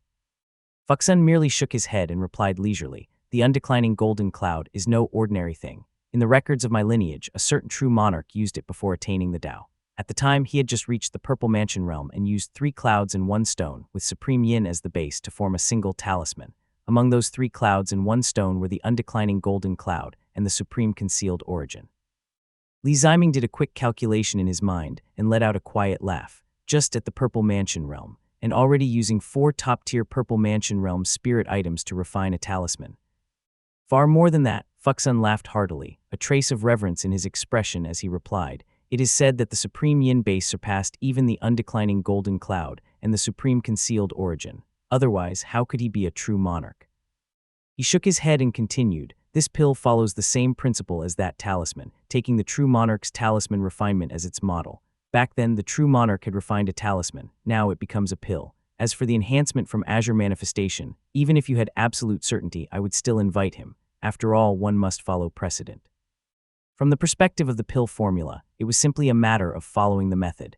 Yet imitating the actions of the past ancestors was never mere comfort, it had real utility. Even now, cultivators in Jiangnan retained all sorts of peculiar practices, such as breaking a weapon before activating a formation for no apparent reason. Chapter 1477, Yuanbian II. After just 2 days and nights, a commotion arose outside, and someone called out, "Is Senior Fuxun present? Yuanbian has come to pay a visit." The voice made Li Ziming lift his head slightly. He frowned faintly, a strange and indescribable doubt rising in his heart. That is indeed a Jiangnan accent, even somewhat familiar. Hearing this, Fuxun knew the long-awaited help had arrived. Overjoyed, he hurried out of the building and called, "Brother, you have come." The doors opened and a middle-aged cultivator flew in. His features were not particularly striking, yet he wore a white fur cloak with a jeweled belt, giving him an air of refined elegance. At the center of his brows were 3 vertical markings, short on the sides and longer in the lug, gleaming with a silvery sheen. His eyes were bright. Smiling, he entered the building and said modestly, "You are too courteous, Senior. You are much older than I am. I dare not call myself your brother. Just address me by my Dao title." Only after saying this did the white-cloaked cultivator notice there was another person in the room. He jolted slightly, then slowly turned. His pupils suddenly widened, as if he had seen something utterly shocking. The cultivator in white golden robes had already risen from his seat and stepped forward. Their gazes met. Compared to the man's disbelief, Li Ziming's gaze wavered with uncertainty, as if he could not quite confirm what he was seeing. His eyes kept sweeping over the man's face as the atmosphere froze solid. The smile was still on Fuxun's face when his mind suddenly sharpened in that instant, alarm bells ringing wildly within. Not good. These 2 are enemies. The moment this thought arose, faint fangs began to push through beneath his refined, scholar-like facade. Only one thought remained in Fuxun's mind. What a pity. It will be hard to find such a fine alchemist again. But in the very next instant, the eyes of the middle-aged man in the white cloak beside him had reddened, tears of joy spilling forth. Ziming. That single cry made Fuxun's surging fangs vanish at once as he turned his head away in slight embarrassment. Li Ziming's pupils were filled with disbelief, and only when the man approached did he murmur in a daze, "Senior Changdi." This man was none other than Liu Changdi. Li Ziming was more than familiar with the name Liu Changdi. This man had close ties with several of his elders and had long ago built formations for his family. Before their rise, nearly every formation had been constructed by this formation master. Even now, Mount Qingdu still used the heaven-guarding formation of 5 waters that he had set up. It was said that he had been as close as brothers with his uncle Li Yunjiao. Back then, he had wept bitterly before the grave, more fiercely than most relatives. Yet Li Ziming, having cultivated in the Zhao family in his early years, had never met him. When Liu Changdi had last come to construct formations at Mount Qingdu, Li Ziming had been in seclusion, attempting a breakthrough. Thus, among all the brothers, only Li Ziming had never met him. At the time, Liu Changdi had deeply regretted it and even asked Li Zijian about him. He never charged a single coin for constructing formations, out of past gratitude. When Li Ziming came out of seclusion, Li Xuanxuan had specifically shown him a portrait, so he would remember. He had actually, without a sound, reached the Purple Mansion realm in the southern border, and as a mere rogue cultivator, truly remarkable. He knew this man carried some peculiarities, but there were many in the world with secrets. However, how many of them ever reached the Purple Mansion realm? Yet Liu Changdi had done so in such a remote and desolate place. He understood his family's ties with Liu Changdi and felt both shock and joy, yet the man before him was far more conflicted. Li Ziming had never met Liu Changdi, but Liu Changdi had seen him. In his previous life, Li Ziming's concubine had been Liu Changdi's daughter. Seeing him now, how could he not be shaken? His voice caught for a moment as he spoke, emotions of joy and sorrow mingling. Seventh young master. Li Ziming felt as though a lifetime had passed and thought, how many years has it been since anyone called me seventh young master? Who would even dare to call me that now? With just that one line, he could all but confirm the man before him was Liu Changdi. For a moment, he did not know how to react and could only sigh. Congratulations, senior. I truly never expected this. Liu Changdi gazed at him deeply. I have memories of my previous life, giving me advantages at every turn, yet even so I suffered greatly before barely managing to find a spirit item in the southern border to break through. Without a bit of luck, I might not have succeeded even now. But he had to carry an entire family on his shoulders, cultivating in a Jiangnan filled with danger and killing intent. He reached Purple Mansion realm at an even younger age than I did. Who knows how much he suffered? He let out a long sigh before finally saying, if Brother Yunjiao could know this in the underworld, he would rest in peace. Those words stirred the emotions Li Ziming had just suppressed. He let out a soft breath as the man before him said with evident agitation, is Lord Xuanxuan in good health? How is Miss Yuexiang? Is third young master still well at the Azure Pond sect? Has Zicheng reached the Foundation Establishment realm? And Zijian should be approaching his attempt at Purple Mansion realm by now, yes. Li Ziming listened carefully to the end, then said quietly, the old elder is well, and third brother has go. Need to cultivate in the Eastern Sea. As for Yuexiang, eldest brother and eighth brother, they are no longer with us. Oh, Liu Changdi turned his head away and sat there, almost suffocating in his grief. Li Ziming forced out a faint smile and said, let us speak of business first. Both of them were now Purple Mansion realm cultivators, and with an outsider, a demonic creature, watching from the side, they regained composure within a few breaths. Fuxun looked from one to the other, overjoyed. So you two have known each other for a long time. That makes things much easier. Chapter 1478, Red Pheasant Surging Radiant Eye. The great Saha King had a smile in his eyes, delight plain on his face. As a seasoned demon king, he could easily tell that the two before him shared a deep, long-standing bond. He felt immensely pleased. My divine ability truly cannot be wrong. How could they be enemies? I saw early on that Brother Liu had deep fortune, so I guided him step by step and formed a good connection. Who would have thought that the returns would come so soon? Even without using my divine ability to test that tiger demon, I already knew its master would have surely been of help to me. If I had waited another year or two, Brother Liu would have brought this Li Ziming before me anyway. The pills would have been refined all the same. He chuckled inwardly, unable to help but marvel at his own divine ability. All that suspicion and the process of building trust can be skipped entirely. With Brother Liu here to introduce us, how could I still fear him harming me? He burst into laughter and quickly summoned his demonic creatures to lay out a grand banquet. In haste, he brought out wine and enthusiastically filled their cups. Old friends among men, how many ever meet again in the Purple Mansion realm? The past flows away like water. Let us celebrate and drink. His words fit the moment well, and so Li Ziming and Liu Changdi drank together. Li Ziming smiled politely, while Liu Changdi let out a faint sigh, still somewhat emotional. Turning back, he said seriously, Senior Fuxun has shown me kindness as heavy as a mountain and is someone I trust deeply. Ziming, you need not have any doubts. With that single sentence, he made everything clear. Li Ziming nodded quietly to show he understood. The Demon King urged musicians to begin playing and said with a smile, currently, you need not worry about me breaking my word, nor do I need to worry about you exaggerating. With fellow Taoist Yuanbian here, how could there be any intent to harm one another?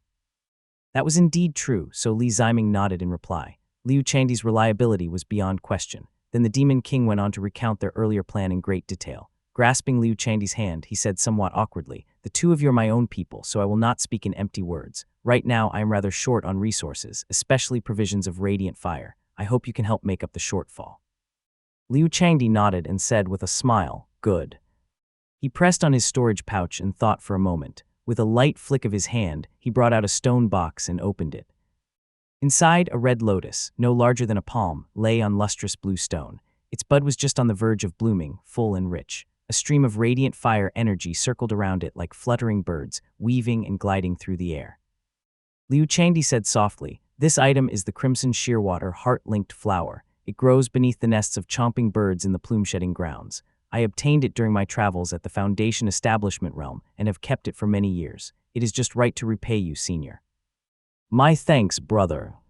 Fuxun was overjoyed. He carefully handed the stone box over to Li Ziming. Liu Changdi, however, frowned slightly and said with some concern, "If it is only a single portion of Purple Mansion Realm spirit material, then no matter how skilled Ziming is, the resulting pill will still be limited by its foundation. To give that to the king of Zhuluo Kingdom, it would seem rather insulting." That was indeed true. Even if Li Ziming could produce 6 or 7 pills in a single batch, at most they would come from only 2 portions of spirit material. To trade such a cost for spiritual flames, even with Fuxun offering protection for a time, the disparity in value was far too great.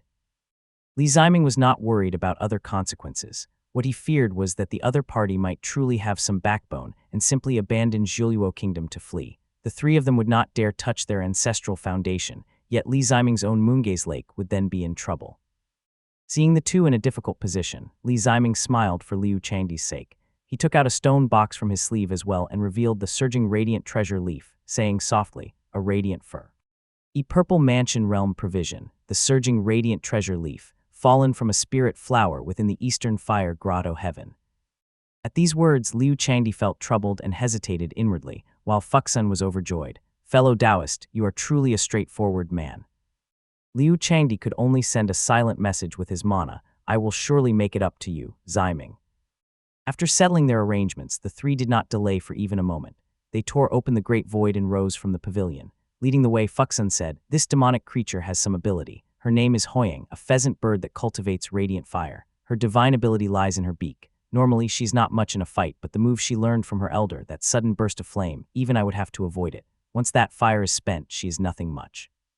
He spoke with imposing confidence, then his tone shifted, carrying a hint of reverence, "But her elder is formidable. Sons are born with true fire and daughters with radiant fire. Back when that elder was alive, even my grandfather had to pay him respects. Zhuluo Kingdom once dominated most of Paluajuo. The vermilion bird of Beijia Kingdom is so proud, yet it is said that it shamelessly addressed him as uncle each time." If he had succeeded in his breakthrough, Paluajuo would likely have seen the rebirth of the ancient Pheasant Kingdom. Li Ziming stroked his beard and Liu Changdi smiled. "The land beneath our feet is what we in Jiangnan call the southern border, but it is vast. From the Paiyu Kingdom northward, below the great western plains, the terrain is broad above and narrow below, almost splitting the northern sea in 2. This region is known as Paluajuo."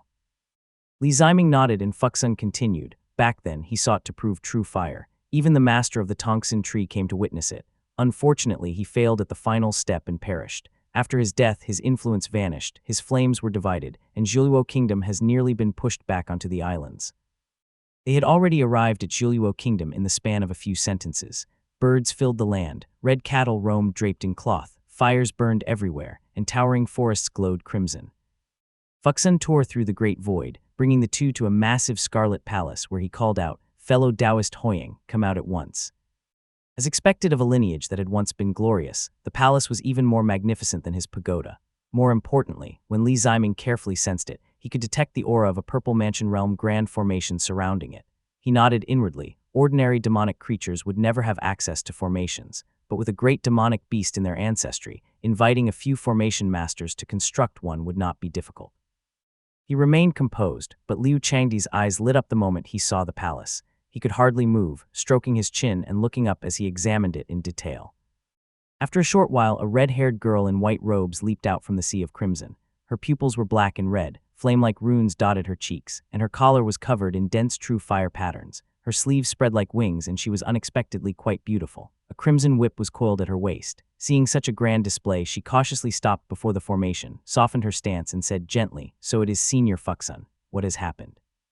Fuxun smiled and replied, "What could it be? I heard from a few fellow Taoists that a foolish bird keeps causing you trouble. This time, I've brought you some business and will help resolve your current difficulties." "Oh." Fuxun had never been on good terms with the vermilion bird of Beijia Kingdom, so his words carried considerable credibility. The girl returned a smile. It was even less appropriate to offend him now, so she said gently, "Then please." She stepped out from the formation and guided the three to sit in a side hall. Several young women immediately came forward with wine. These demonic creatures were not so particular with speech, so Fuxun went straight to the point with a smile, saying, "No need for many words. This is fellow Taoist Jiajing from Jiangnan, a top-tier alchemist unmatched across the mainland, one whom even the supreme Yang Dao lineage must give way to." Li Ziming had been holding his cup when those words nearly made him jump, yet he could not contradict him, so he clenched his teeth silently, rose, and gave a salute.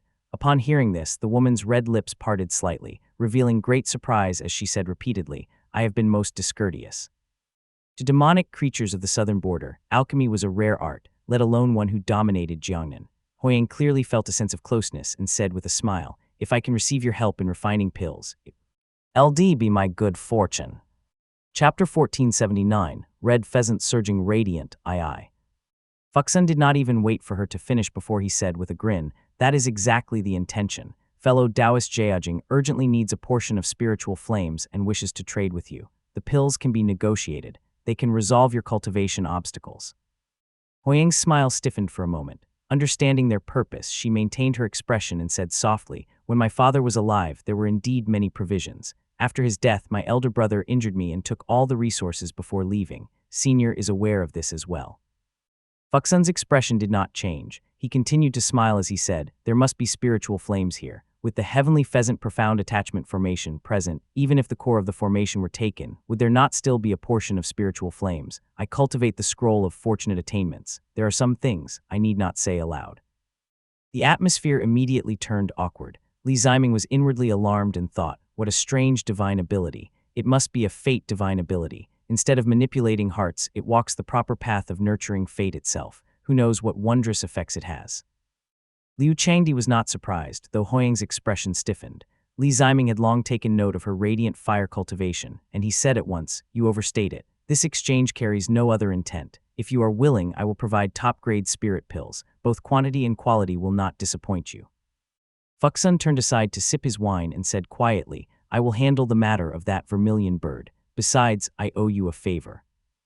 Huiyang's eyes brightened at once, and a lively smile returned to her face as she said, "I am deeply grateful that you have all taken my situation into consideration. Although the provisions in the hall were taken, and the spiritual flames left behind by my father after his death were divided, I still retain a portion. It is just that the pills." Li Ziming smiled slightly and replied with ready ease, "They can be refined immediately." In the end, they were all the sort who would not act without seeing profit. With sufficient benefits placed before her, her memory became clear again, and she immediately recalled the spiritual flames. Huiyang clearly had the intent to befriend them and said with a smile, "When my father was alive, there was a radiant slumber hall. The true fire vein within it is considered unparalleled in this world. The three of you, please." Demonic creatures handled matters far more directly than those of Jiangnan. It only took a few exchanges for the matter to be settled, and they immediately entered the palace within the formation. They crossed 72 golden steps and arrived in a crystal-like grand hall. Li Ziming raised his brows slightly. The place was immensely grand, with feathers scattered everywhere. At the center stood a throne as large as a small hill, covered in golden true fire patterns. In the middle was a perfect hexagon, while the golden light of the formation circulated above, reflecting off everything in dazzling harmony. Having witnessed the wonders of the realm of sun and moon radiance, this place, though grand, lacked some profundity for Li Ziming. The only thing that truly drew his attention was the large words on the pillars to either side. Their strokes moved like dragons, glowing crimson. They seemed casually written, yet perfectly natural, making it impossible to look away. True fire bends the pillar, yet invites the radiant path. With 4 methods to question one's nature, how can one speak of reaching the ultimate? Li Ziming glanced over it, committing it to memory, then turned toward the formation and said with a smile, "I wonder about the feathers in this hall." The woman showed a trace of melancholy and replied, "They were left behind by my father, shed before his breakthrough." Li Ziming nodded inwardly and asked, "May I borrow some of them?" Huiyang smiled, "Use them as you wish. Our kind has large true forms. Each time we shed feathers, countless spirit feathers fall, but after 7 days they lose most of their spiritual energy." Li Ziming did not mind much and turned his attention to the fire vein. The alchemy method he used, the heavens will single intent method, formed pills through intent. Though these feathers were not especially precious, they were shed by a Purple Mansion realm great demonic beast before its breakthrough, and their inherent rank was far from ordinary. The fire vein here is indeed pure true fire and extremely refined, truly a rarity in this world. Who knows how many generations of demonic creatures cultivated it? Zhaijing Mountain cannot compare, and even in Jiangnan such a thing is seldom seen. His mind settled at once. With the fur, a vein of true fire as the parents, supported by the flames of true fire, and radiant fire as the pill, the middle daughter, the alchemy is complete.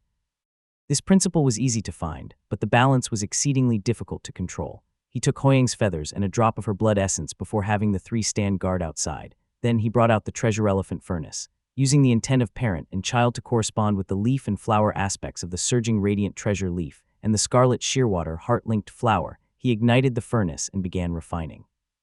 The three-phase fires surged and the sky shifted in color. The two demonic creatures and one man chatted outside. After more than half a month, a faint golden mist drifted from the hall, refreshing to the senses, accompanied by the chirping of birds. Even the attendants nearby could not help but slow their steps and take deeper breaths. Huiyang turned her head silently, her thoughts drifting with quiet anticipation.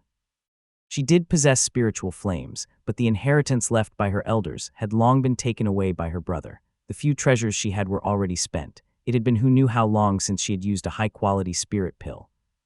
Another half-month passed before the man in white, golden robes flew out from the hall, smiling. Fellow Taoists.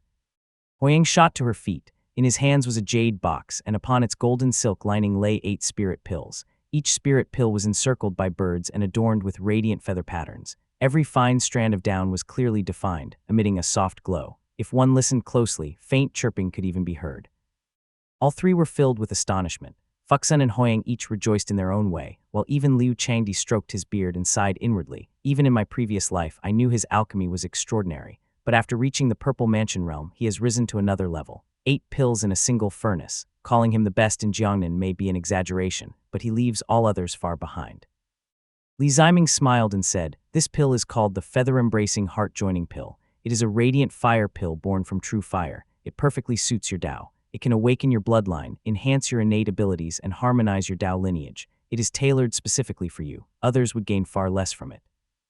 Huiyang was overjoyed. She examined the pills closely. Both their quality and quantity far exceeded her expectations, not to mention their unique craftsmanship and perfect compatibility with her. With just a single breath, she knew they would greatly benefit her divine ability and shorten her years of cultivation. With this, the trade became even more advantageous. She said happily, "Even the skills of Yank in his time would have to be compared to yours through exchange to determine superiority, fellow Taoist."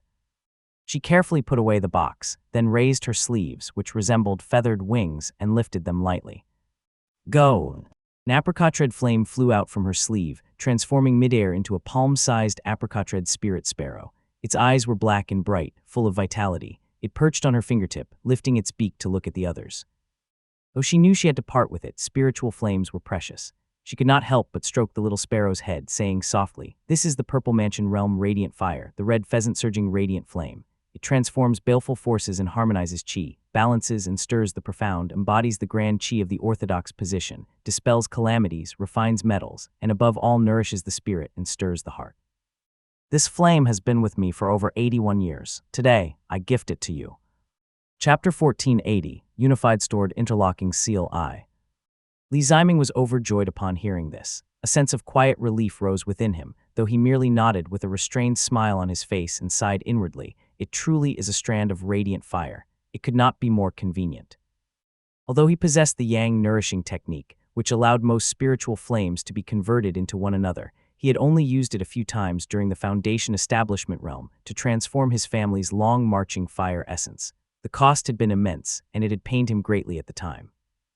Now that he had reached the Purple Mansion realm, the cost of conversion would surely be astronomical. If Purple Mansion realm spirit materials were also required to assist the process, it would become even more troublesome, making it far from ideal.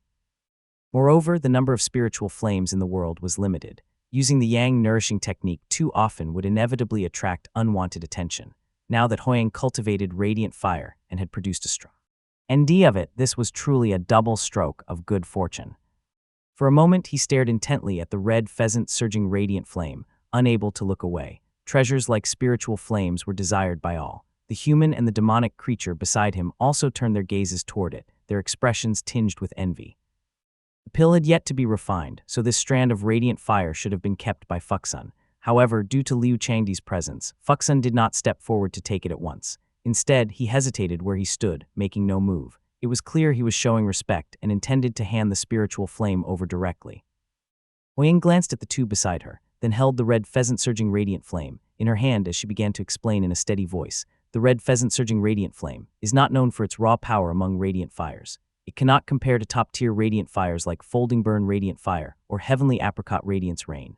However, it still surpasses flames such as Harmonic Disruption Radiant Flame and Fierce Proclamation Karmic Fire. In terms of pure power, it can be considered mid-tier. But its true marvel lies in its ability to break through baleful and evil forces, disrupt balanced spiritual energy, and accept anything that comes its way. It can merge and refine all kinds of chaotic radiant fire baleful chi and earth fiend chi, burning them completely to nothing. Yet, what red pheasant surging radiant flame is most renowned for is its spirituality. When it came to understanding true fire and radiant fire, none of the three present could compare to Huiying. They all listened closely as she said, among all radiant fires, the red pheasant is the most spiritual. This refers to the red pheasant surging radiant flame. It can be commanded, used to probe the heart, and sent to carry out tasks or slay enemies. This spirituality is innate. It neither increases nor decreases, making it extremely formidable. No matter how powerful an art is, even if its spirituality is extinguished, it will gradually recover. But everything has its pros and cons. Neither increasing nor decreasing is no empty phrase. Its spirituality cannot grow any further. Even if it gains some fortuitous opportunity and increases, it will slowly weaken again. Many spiritual cultivators have been formed from spiritual flames throughout history, yet never from the red pheasant. This is precisely why. Li Ziming pondered this quietly and nodded in interest. Liu Changdi, standing nearby, seemed to have gained some insight. After listing its advantages, Huiying showed a trace of embarrassment and continued, the red pheasant surging radiant flame is a strand of radiant fire and shares the typical nature of such flames. It is suited for neither alchemy nor artifact forging. Although you have already cultivated a purple mansion realm divine ability and possess remarkable alchemy skills, it is not impossible to refine pills with it, but there is no real advantage in doing so. This was precisely why she seemed somewhat embarrassed. After all, in everyone's eyes, when an alchemist sought a flame, it should ideally aid in alchemy. Producing a strand of such a pure radiant fire, yet when not suited for pill refinement, inevitably made it feel somewhat useless. However, Li Ziming needed radiant fire regardless. He simply listened carefully as Huiying went on. As for its application and techniques, aside from Sheji, it fears no earth. Pit and radiant oppose each other, and it can burn and refine metal and stone. These are matters of Dao lineage and need not be discussed in detail. The apricot bird perched on Huiying's fingertip, its gaze sweeping around before quickly locking onto Li Ziming, refusing to look away. Li Ziming suspected that valley wind leading fire was subtly taking effect, but he did not wish to reveal anything unusual, so he simply said with delight, "Many thanks for your generosity, fellow Taoist." As soon as he finished speaking, the little bird fluttered lightly into the air and landed in his palm. It felt only faintly warm to the touch, and he could even feel the softness of its feathers as it gently trembled. Finally in my hands, great Li White Radiance has gathered dust for so many years. At last it can be cultivated. Without a second thought, Li Ziming stirred his mind. Valley wind leading fire. Huiying had already erased the imprint on the red pheasant surging radiant flame, and it offered no real resistance. In an instant, Li Ziming refined it, and it truly became his spiritual flame.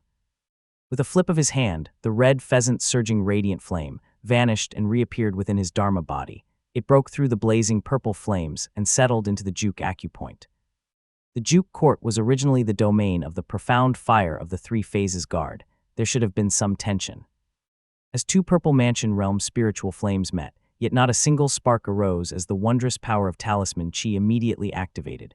In an instant, the profound fire of the Three Phases Guard obediently ceded half its territory to the red pheasant surging radiant flame. Thus one half of the Juk court turned apricot red, while the other remained a true red tinged with gold, clearly divided as each held its own domain. The other three purple mansion realm cultivators did not sense any of these fluctuations. They did not even think he had refined it, assuming instead that he had stored it away by some peculiar method. Huiying smiled, striking while the iron was hot, and turned to Fuxun at once. "I will entrust the future matters of Zhuliwo to you, senior." With Li Ziming now having obtained the spiritual flame, if not for Liu Changdi serving as reassurance, Fuxun might have feared he would turn and leave at once. At this moment, he had no mind to say much. He simply nodded silently to indicate his agreement and said nothing more.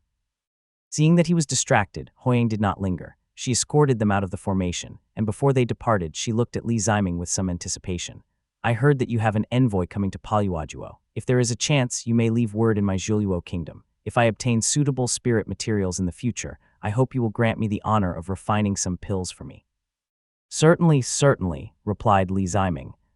Other types of pills might be uncertain, but when it came to radiant fire pills, Li Ziming had more than enough skill. Since it was also beneficial to him, he naturally would not refuse. He thumped his chest in agreement, and only then did the group set off for the Zipo kingdom. Congratulations, Ziming. Once they entered the Great Void, Liu Changdi immediately congratulated him. With the spiritual flame now in hand, Li Ziming was filled with joy and somewhat distracted. He wanted to test the power and wonders of the radiant fire, and he also wished to begin cultivating Great Li White Radiance. However, he still remembered Fuxin's matter and did not let himself become overly pleased. Shaking his head, he said in a steady voice, "There is no rush. Once fellow Taoist Fuxin's pills are finished refining, then it will truly be worth celebrating." Fuxin's smile grew noticeably more genuine. As he led them onward, Li Ziming said, "I still need to borrow a Purple Mansion Realm spirit furnace. It seems I must make a trip back to Jiangnan, Senior Changdi. Just call me fellow Taoist." The mention of returning to Jiangnan, Liu Changdi's expression clearly changed. He fell silent, and only after several breaths did he reply, "I do not mind you knowing, Ziming, I am but a rogue cultivator. To reach the Purple Mansion Realm, I naturally had my share of opportunities. In my youth, I was reckless and ignorant of danger. I stumbled my way out from Jiangnan, thinking everything went smoothly, yet in truth, dangers lay everywhere. I was walking beside a hellfire pool, and pitifully, in my ignorance, I feared nothing and noticed nothing at all." Both the human and the demonic creature fell silent. The matter of opportunity needed no explanation. No rogue cultivator could reach the Purple Mansion Realm without it. Figures like Yehui and Chengxiao had only achieved the Purple Mansion Realm through opportunities found within Grotto Heavens. Liu Changdi clasped his hands behind his back and said quietly, "Later, I witnessed certain things. I left Jiangnan and made my way to the Southern Sea, where I finally achieved divine ability. Only when I looked back did I realize how perilous that path had been. I thought I had done everything perfectly, but which of those lofty divine ability cultivators would fail to notice something unusual? Along the way, whether it was the Purple Mansion Realm cultivators of various families watching in silence, the supreme Yang Dao lineage, or even a few seniors upon the lake, all of them had noticed. They left me alone all this time, simply because the karmic burden I carry is too great. They did not dare to act." His expression dimmed as he said softly, "Now that I know the truth, I dare even less to return. What kind of place is the mainland? Divine ability cultivators walk everywhere, true monarchs manifest openly, and the spiritual aura shifts every 100 years. North and south are like pieces upon a board, the very center of the world's upheaval. The more unusual it is, the less I dare step into it." His words were not without reason, and they left Li Ziming suddenly silent, thinking, is that not the case for every family? If my family did not possess the bright Yang bloodline, how could we have risen so quickly upon the lake? We would have long since been overturned by the divine ability cultivators of the north and south. Yet it is precisely that bright Yang lineage that dispels their suspicion, while also binding my family to a single square on this board, unable to move. He suddenly thought of Yehui. After a brief moment, he asked, "Though the north and south are the center of the world's storms, they are also where opportunities lie. You have already achieved divine ability and possess a 500-year lifespan. With such opportunity and at such a young age, do you not harbor ambitions to ascend?" Liu Changdi fell silent for a long while before saying with a sigh, "Ziming, you see the divine abilities I possess. Can you discern my Dao lineage?" This had long been Li Ziming's doubt. Any known Dao lineage was difficult to conceal. Even the slightest action was enough for others to usually discern the lineage. Yet from beginning to end, Liu Changdi had not leaked a trace of aura or revealed any divine ability. It was impossible to discern what lineage he followed. Seeing him shake his head, Liu Changdi raised his hand and revealed his palm. A small orb of silver light flickered within it, shifting between roundness and angularity, leaping back and forth while emitting a profound aura. Li Ziming examined it closely and said with uncertainty, "I have never heard of it nor seen it. It seems to be of metal virtue."